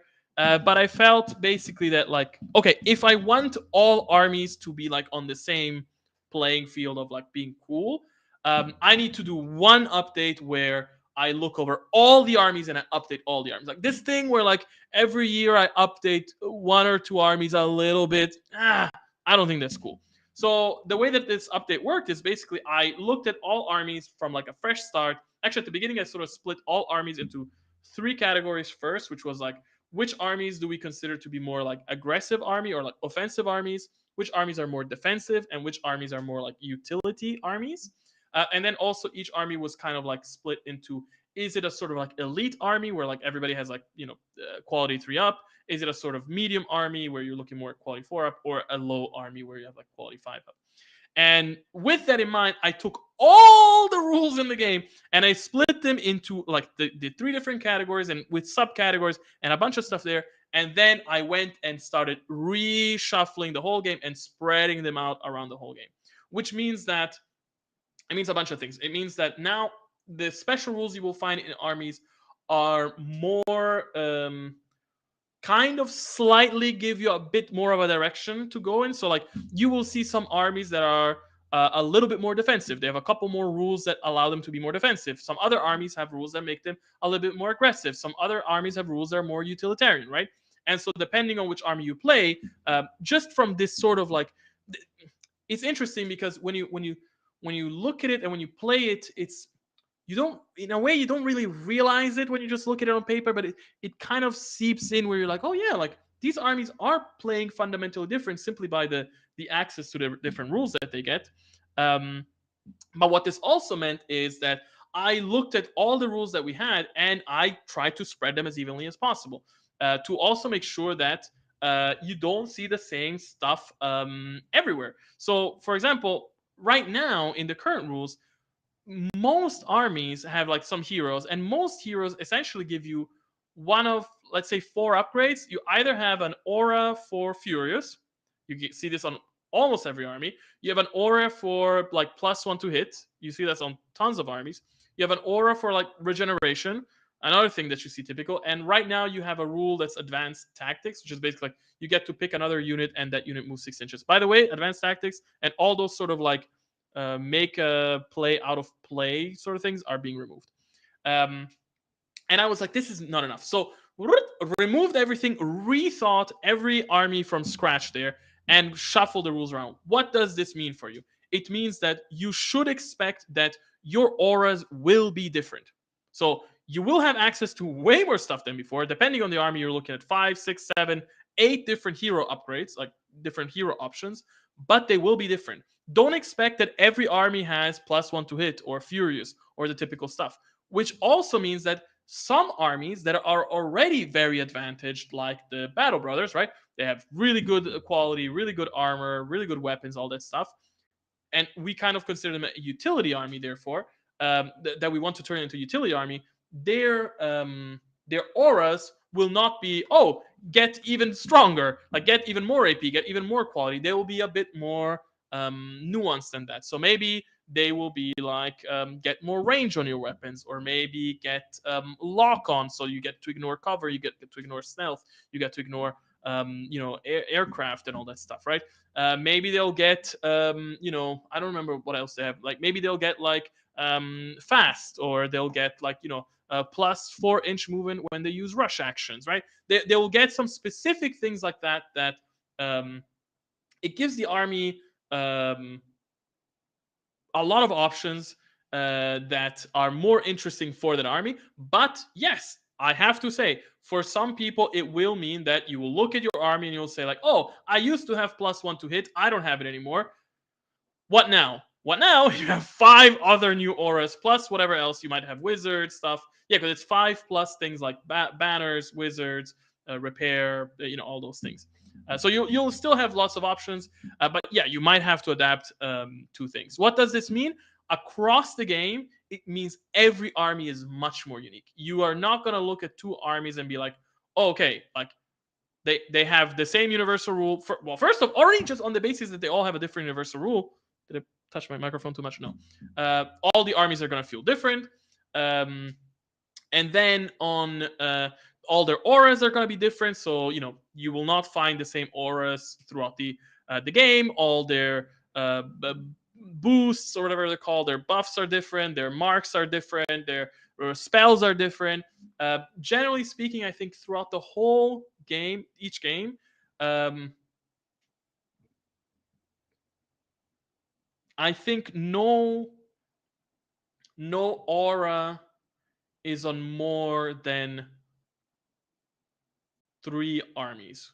So if you're looking at like 25 armies, a Furious Aura is on 3 of them. And that's it. No other armies get that. They might get something else that helps them in melee, right? Another army might get AP in melee. Another army might get a longer charge distance. Another army would get, I don't know, right? Something like that. Yeah, I hope this explains it. I understand. Look, we are going to ruffle some feathers with this update, but the amount of feedback we got over the years saying like we want more of this, and the community survey showed this, like the amount of people saying like do it, push the release, push this 3.5, give us more cool stuff, give us army rules, give us delicious. Yeah, this is going to be fun. Is there anything else to say? No. I am hoping to get the beta running in the next couple of weeks. We need to get the whole rules generator thing working properly to make that work. Once it's out, we're gonna go straight for a public beta. We're not gonna do like a private beta and a public beta after. I'm gonna set up a proper thing on Discord where like You're gonna have threads for every game and every army. You're gonna have a different thread so that you can go through them properly. And what else? Nothing. I'm looking forward to it. Another thing that is important to say. In terms of core rules, the core rules are not changing. The only things that maybe matter is are so we are renaming a couple of rules. Like I said, we are renaming a bunch of rules to be more generic from the core rules. We are renaming, I think, 3 rules. So I think poison is becoming bane. Um, impact is becoming trample. Lance is becoming impact, because the problem with lance was, well, what if I want to put this rule on a tank? It makes no sense. If it's called impact, it works. And trample, I think, really describes well what the impact rule actually does. So yeah, I think it's that. I think it's impact, trample, bane, and I think that's it for now. In terms of actual rules changes, I'm not sure, but we are considering removing the -1 to hit from aircraft. We know people are struggling a lot with aircraft, and that might be a way to, balance things out again. Since we got the feedback on the DAO union where people said like, "Oh, I don't want to be forced to use hold actions," I have been thinking that I might change how relentless works. Right now, relentless is basically you must use a hold action for the effect to come into place, and I'm thinking of changing relentless so that it's like, if you're shooting within half distance, then you get the effect. So yeah, you're not forced to use hold actions anymore. Otherwise, yeah, there's nothing really in the core rules. I guess it's not a change though. I mean, we are clarifying the language on objectives so that it's clear that what the difference is between like seizing an objective, which is the act of seizing it, and controlling an objective. Because right now, sometimes there's a confusion where it's like, oh, you get as many points as objective marker you seize, and then people are like, okay, but is it how many objective markers I actively manage to seize this round, or is it how many I control? And so we're gonna slightly clean up that language. Whoa! All right, that's it. Let's move on to the Q&A part of this. I'm gonna do the following. I have a Q&A thing. People sent questions before. I'm gonna put a text now in the chat. Any questions asked here, I will answer. I was peeping the chat. Please note, I'm pretty sure a lot of your questions will be already answered through these, official questions. Whatever. Let's go through it. All right. All right. Question number 1: will the rules update in September address the hybrid tax? No. That is a much bigger topic, and for me, I kind of am planning out the next couple of years of updates. This year, 2025, I'm calling it the Army Rules Update. Makes sense. For me, the 2026 update is what I'm going to call the Weapons Update. And the Weapons Update is going to address a bunch of stuff about weapon balance, including the hybrid tax. Secondly, will there be changes for special rules that allow out-of-sequence plays like casters? Will there be changes for? No, there is no changes coming to casters. No. Are there any changes planned in v3.5 in regards for the spawn rule or the way it's used? No. There are currently no changes planned to the spawn rule. Are there plans to release a version of Warfleet with fantasy ships? Not right now. We've spoken about it before. Basically, we're already struggling to keep up with all the games, and we're trying to get to a good point with Warfleets.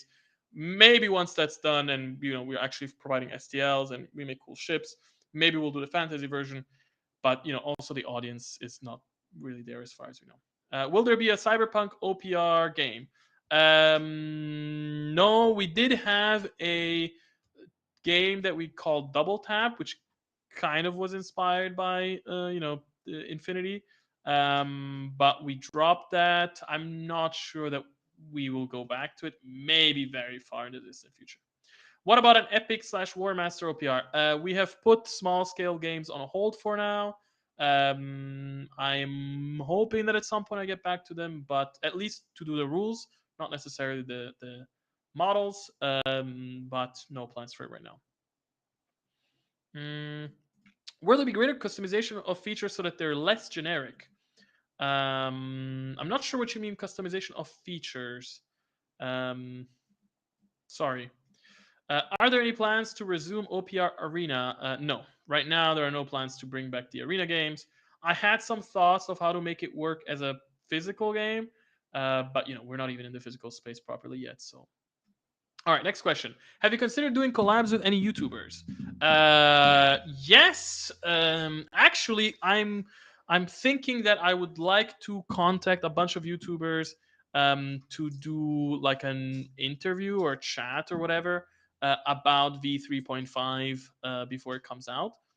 So we can kind of like do the hype train and answer questions and stuff like that. I was told that the points in the games are based on a formula. Is this completely true, partially true, or just a lie? It is completely true. All the points are based on a formula. If you're a patron, you get access to Army Forge Studio. You can see the formulas yourself. You can use them yourself. And you can verify that we don't change the costs on a whim. In the next update, will there be some changes to make hybrid units? Oh, okay, no. Will Warfleets also get new faction-wide rules? No. One day we will properly be able to focus on Warfleets, and we'll do proper Army Forge Studio integration. When that happens, yes, we will rework Warfleets, and it's gonna need an update. How many months are the Goblin Reclaimers expected to be released for? 3-4 months. The new designs for the Ruins terrain set that we saw in the Desert Ruins works perfectly. Are there plans to revise the old urban and forest ruin? I actually had a chat with the sculptors. Apparently, it was fixed a while ago, and it's going through supports, and it's going to come out as soon as possible. Will Grimdark Future Warfleets finally get AF Studio support? Eventually.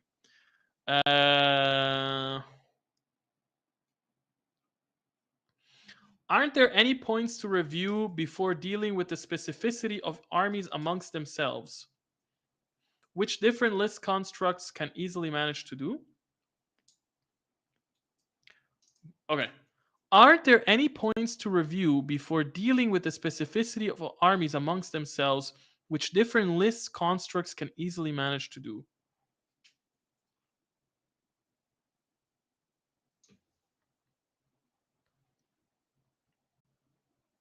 I'm not sure. I'm sorry, I don't understand the question. What are the future plans for Fantasy Quest? We're gonna keep releasing. We're gonna make a big update in September. We're gonna properly overhaul the games. We're gonna keep releasing campaigns.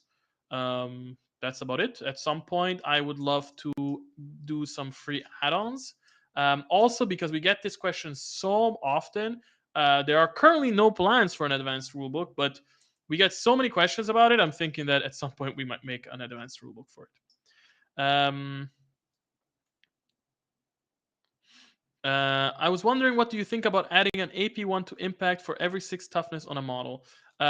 We are not planning to do that. However, you can add I think it's called the hard impact rule to give AP1 to impact on your models. When I go to print my army list, is there a way to include a place for a unit / model picture? Not right now. And there's something that we've thought about, but I'm not sure how and when it's gonna work and how it's gonna happen. It's a cool idea. Yeah, there's actually something. Because sorry, the guy also mentioned preferably a blank one. So one thing that I would definitely like to do is eventually have it so that you can see pictures of the models on Army Forge. That would be awesome. And then, of course, we could also leave the picture blank if you want it blank to fill in your own thing. Something that I have been thinking about lately is I thought about it before, but I'm thinking about it again now. Is like as we become, as we release more models and we change the names of units a bit, and we have our own lore, and we change the names of stuff, and maybe one day we want to change the name of armies. I realized that for as much as I want to keep the games as generic as possible, they're becoming a little bit less generic. And so there's actually a feature that I want to implement in Army Forge at some point, which would be a generify option. And the idea for that would be that if you opt in, if you click on the generify option, it will change the name of all the armies and of all the units in the games to a generic equivalent, even more generic than what you get now. Because for me, the idea of what do you call it? Miniatures agnostic gaming is like a core principle of OPR. And whilst I think that what we're doing right now is still keeping the game minis agnostic, I understand that for some people, they would like things to be even more generic. And if it's as simple as changing the names of armies and units so that they are as generic as possible, then yeah, let's do that. And then when we would do that, it would basically like we would remove the pictures and we would remove the stuff. And so, for example, you could then have a blank, like you could have an army list that is blank of pictures, so you can put your own pictures, and that has names that are even more generic, so that you can customize it better. Hugely excited about September update. What's on your design path after that? New game, those new games. Design path after that is I have a couple of years of plans already. 2026 is going to be the weapons update. That's what I call it. Do you have any interest in making Mega Titans? Something the size of a Warhound Reaver? Not right now. Will you be looking to add analogs for Games Workshop Kathai and Chaos Dwarves? Oh well, yes, definitely. We are going to be adding a new army. I'm not sure when, because right now I'm super focused on the September update, and I think it's more important that I focus on the update that will be for everybody, and then add a new army rather than um, leave everyone behind for the people that have this specific army. And regarding Havoc Dwarves, yeah, we're gonna add new units as necessary. Would you consider an idea/wishlist thread on Discord so we can share ideas for units? Yes, actually. So I'm gonna do this probably at the beginning of September. Usually a couple of weeks or a month ish before a big update, I actually make a thread on the balanced feedback thing, where I ask, where basically I say, hey peeps, like, are there any units we missed? Is there anything that we should add? And there you can share your ideas for new units, and then we add them in the couple weeks before the release. Last questions from here. As we finish base species factions like high elves, wood elves, dwarves, and the like, do you already have aesthetic choices for their offshoots? For their offshoots, yes. We have, we definitely have ideas for what to do with the offshoots. So we already have a good idea for. So let's talk fantasy. We definitely know what we want to do with the volcanic dwarves. We have an okay idea of what we want to do with the Havoc dwarves and the Sky City dwarves, but those are probably the shakiest ones. We know pretty much what we want to do with high elves. We know what we want to do with dark elves, that's for sure. Deep sea elves, kind of an idea. Yeah, what other factions did you mention? Elves and dwarves. For sci-fi, jesters, probably the least sure. Dark elf raiders have some cool ideas. We even have an idea for like a possible sci-fi analog of the wood elves, which we call the bio elves internally. And the dwarves don't have an offshoot. Anyway, all right, going back to the stream, I'm gonna scroll up and I'm gonna start answering the questions from the Q&A, and then we're already 2 hours and a quarter into this. Let's try to do this fast. Do the Havoc gods have names? They do. They do have names. And we will reveal them. So my hope is that sometime in, let's say, 2026, maybe end of 2026, we could release a new edition of the world books that, on the one side, takes all of the feedback that people have given us and like applies it. Like I think I had a specific idea for what I wanted to do with the world books, and we realized that that's not exactly what people were expecting. I think the faction books are way more in line with what people wanted, and so we want to do that for we want to do an overhaul of the world books to do that, and to go with that, I think it would be the perfect opportunity to do a big switch, let's say, to um, different army names. So, like changing the names of armies to make sure that that they fit the lore and they make sense. Not enormous changes. Like, don't expect it that like the dwarves are gonna be called goblins, right? But or Dwarden, but we that would be a good opportunity to do that, and then we would also reveal the havoc gods. And actually, like now that I think about it, the whole idea of providing a genericized thing in Army Forge would be pretty good if we do that, because then it's like, okay, if you really are not interested in demons of whatever our name is for the god of war, then you can just hit the generic thing and it will just say demons of war, and there you go. Dragon Empire, I mean, yes, we all know that there is some hot new models out there that some people would love to play OPR with.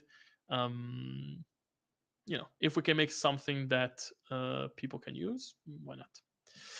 Will there be a difference in the rules between AOF and skirmish? Because the Ratman rule doesn't sound like it will do much in skirmish due to the difference in morale rolls. Yeah, I've thought about it. I am hesitant. So on the one side, I do think that in the long run, changing the morale rules for skirmish and war fleets, to be honest, would be good. I actually have some other bigger potential plans for skirmish. But at the same time, I'm really worried about changing too many things at once. I already know that doing these huge army changes are going to ruffle a lot of feathers. If we also change how morale works in skirmish, not sure, but it's definitely something that I've thought about. And I have in my uh, in my uh, in my notes. So, is there advanced quest rulebook planned? No, but people keep asking us, so I guess we should. Here's the problem. I understand why people ask. I would love to give you something, but the reason there isn't one is because right now I don't know that there is enough cool stuff to give you. I think I need to sit down and come up with a bunch of cool shit, and when it makes sense, I will make it. But I don't want to make the book just to make it, and then ask people for $5 for nothing. So I need to think about it more. When is the next Ranger wave? I'm not sure what you mean. Like, when are the next Rangers added? I'm gonna be honest. I'm not exactly sure, but I'm pretty sure that like the Ranger submissions are constantly being looked at. So maybe it's being done on a monthly basis. When do you expect miniatures for Havoc Brothers and Grimdark Future and Havoc Wars and Effect? No idea. Could be many years from now. I have a very solid idea of what we're doing in 2026, and definitely not 2026. So 2027, 2028. Regarding the new reanimate rule, have you already thought about how that might work in skirmish, where you often have units of one with no tough? Reanimate is about the wounds. So in skirmish, it would be like you roll based on the wounds. Based on the wounds you have, not the wounds you're taking, if that makes sense. So self-repair, you take wounds, you immediately roll, and on a 6 you do it. Whereas here it would be like, okay, you've taken 3 wounds. When you activate, you roll 3 dice. For each 6, you get to remove a wound. It would be nice to have both genders on the quest heroes. Yes, we are doing that slowly. We have, so many. Like, we don't want to just take the same model with the same pose and just make male female. We want to properly do like, if we're gonna have a female monk, we're gonna make a male monk with a different pose and different vibe and whatever. Um, but we don't want to we don't want to double the amount of quest heroes we release every month right now. Have you considered doing a month by month campaign for the core games, like for Quest, but everyone can follow along, build and paint, and you release each month for the mission of the month? Uh, we considered it, and it actually is how we did it a long time ago. But I don't think that works with our current strategy. Um, I think it's much better that we, because the problem is that that would basically limit us to only do campaigns about the current armies, and we're already doing that for quests. So and that then it would mean, like, imagine, so right now we have the dwarves and the orcs, right? So okay, you do a fantasy campaign which follow month by month. Okay, so it's got to be dwarves versus who? Well, if you make it versus another army, how does that work? You're not getting every month the models that you need, so it just doesn't work that way. So we prefer doing it and as a crowdfunding. Can you tell us about the changes you're making to the gangs? So I mentioned it last time. Sorry, I didn't mention it this time. We are tackling gangs and guilds at the very end. The way that it's going to work is pretty basic, to be honest. We're essentially going to map each guild or gang to another faction, and they're essentially going to get stuff um, kind of ported over from that faction, and maybe some little things shuffled around. And that's the idea for now. And then maybe in the long run, we're gonna do more changes. But yeah, I don't know. Street runners. So maybe street runners, we would say, oh, this army is similar to, I don't know. It's similar for us to what's a speedy army? To dark elves. So then they might get the same thing where, like, they have the sort of harassing rule, right, where, like, they move, and they might get the same sort of special rules and auras and stuff like that. And it sort of becomes like a mini dark elves with its own flavor. At least that's what we want to do for now. Uh,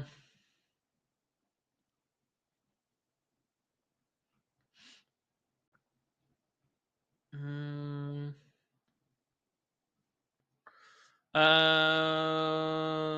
will the rules be updated on the new languages, official languages? Yes, when we do the translations. So when we do the release, we will do the translations. Of course, they will be a bit delayed because the way that it works is we release the rules, then we go through a short period where we collect feedback to do like any hot fixes.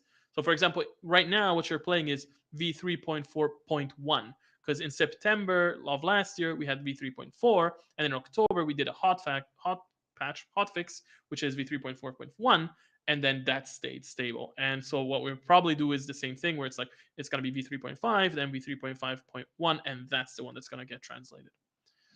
Are there plans to add more modularity to the orc ultra veterans, like printing the cage and head separate to improve paintability? No plans to change those right now. Are there any news regarding upcoming expansions for the Etsy shop range? It's all being worked on. I hope that soon enough we can start releasing more and more armies. Any plans to deal with mass safe stacking? Uh, no. AP? AP is your answer to saves. So make sure to bring your AP4 weapons. Um, As Starhost players, what is the difference between the Orc Marauders and the Starhost? The Starhost, on a 6, you get to roll an additional attack, whereas the Orcs, on a 6, you deal a hit. So, and you're not dealing an extra hit. I will double check the rule, but you're not dealing an extra hit, as far as I know, but you're dealing a hit. We'll have to look at that.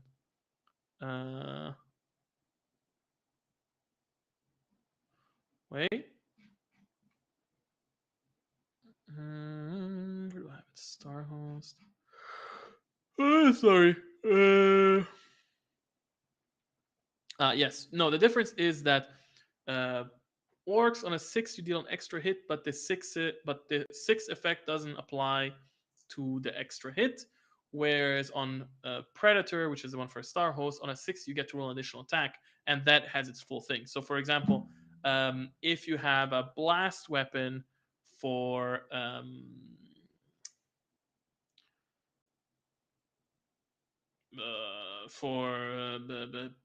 sorry, my brain is getting fried.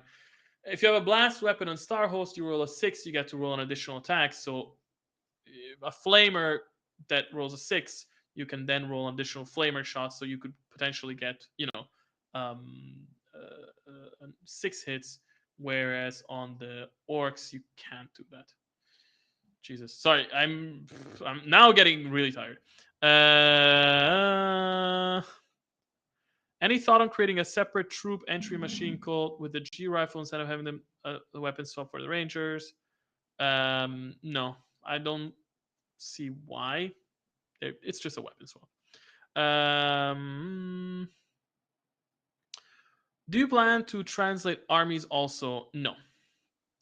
We don't have that. Sorry, somebody said, as in stacking 6 plus 6 plus 5 plus 6 plus 6 plus saves. No, we don't have anything against it. Generally speaking, though, that's not really a thing in OPR. So you can get. I'm trying to think about which army has like a double stack. I think the max you can get with OPR usually is a double stack. And no, we have no plans on changing that. I mean, the only change is that usually when you are able to double stack is because you can do something like getting protected, which is ignore a wound on a 6, and then you get regeneration, which is ignore a wound on a 5. But for example, you have anti-regen weapons, which ignore regenerations, and then you only get the other one and stuff like that. Do lust demons now get 1 extra attacks on 6 as opposed to 2 extra attacks on 6? Yes, but it's based. Yes, it's based on the weapon. All right.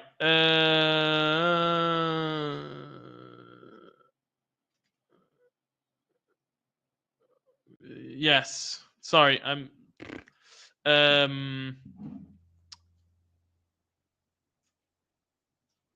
Sorry, I'm seeing that there's a discussion happening. These are not really questions, but we've gotten to the end. So, guys, it's 2.5 hours. My brain is absolutely fried. I hope you enjoyed the stream. I hope it answered questions. I'm really hoping that in the next couple of weeks we can get to the beta. When we do that, it's gonna be fun. That's about it.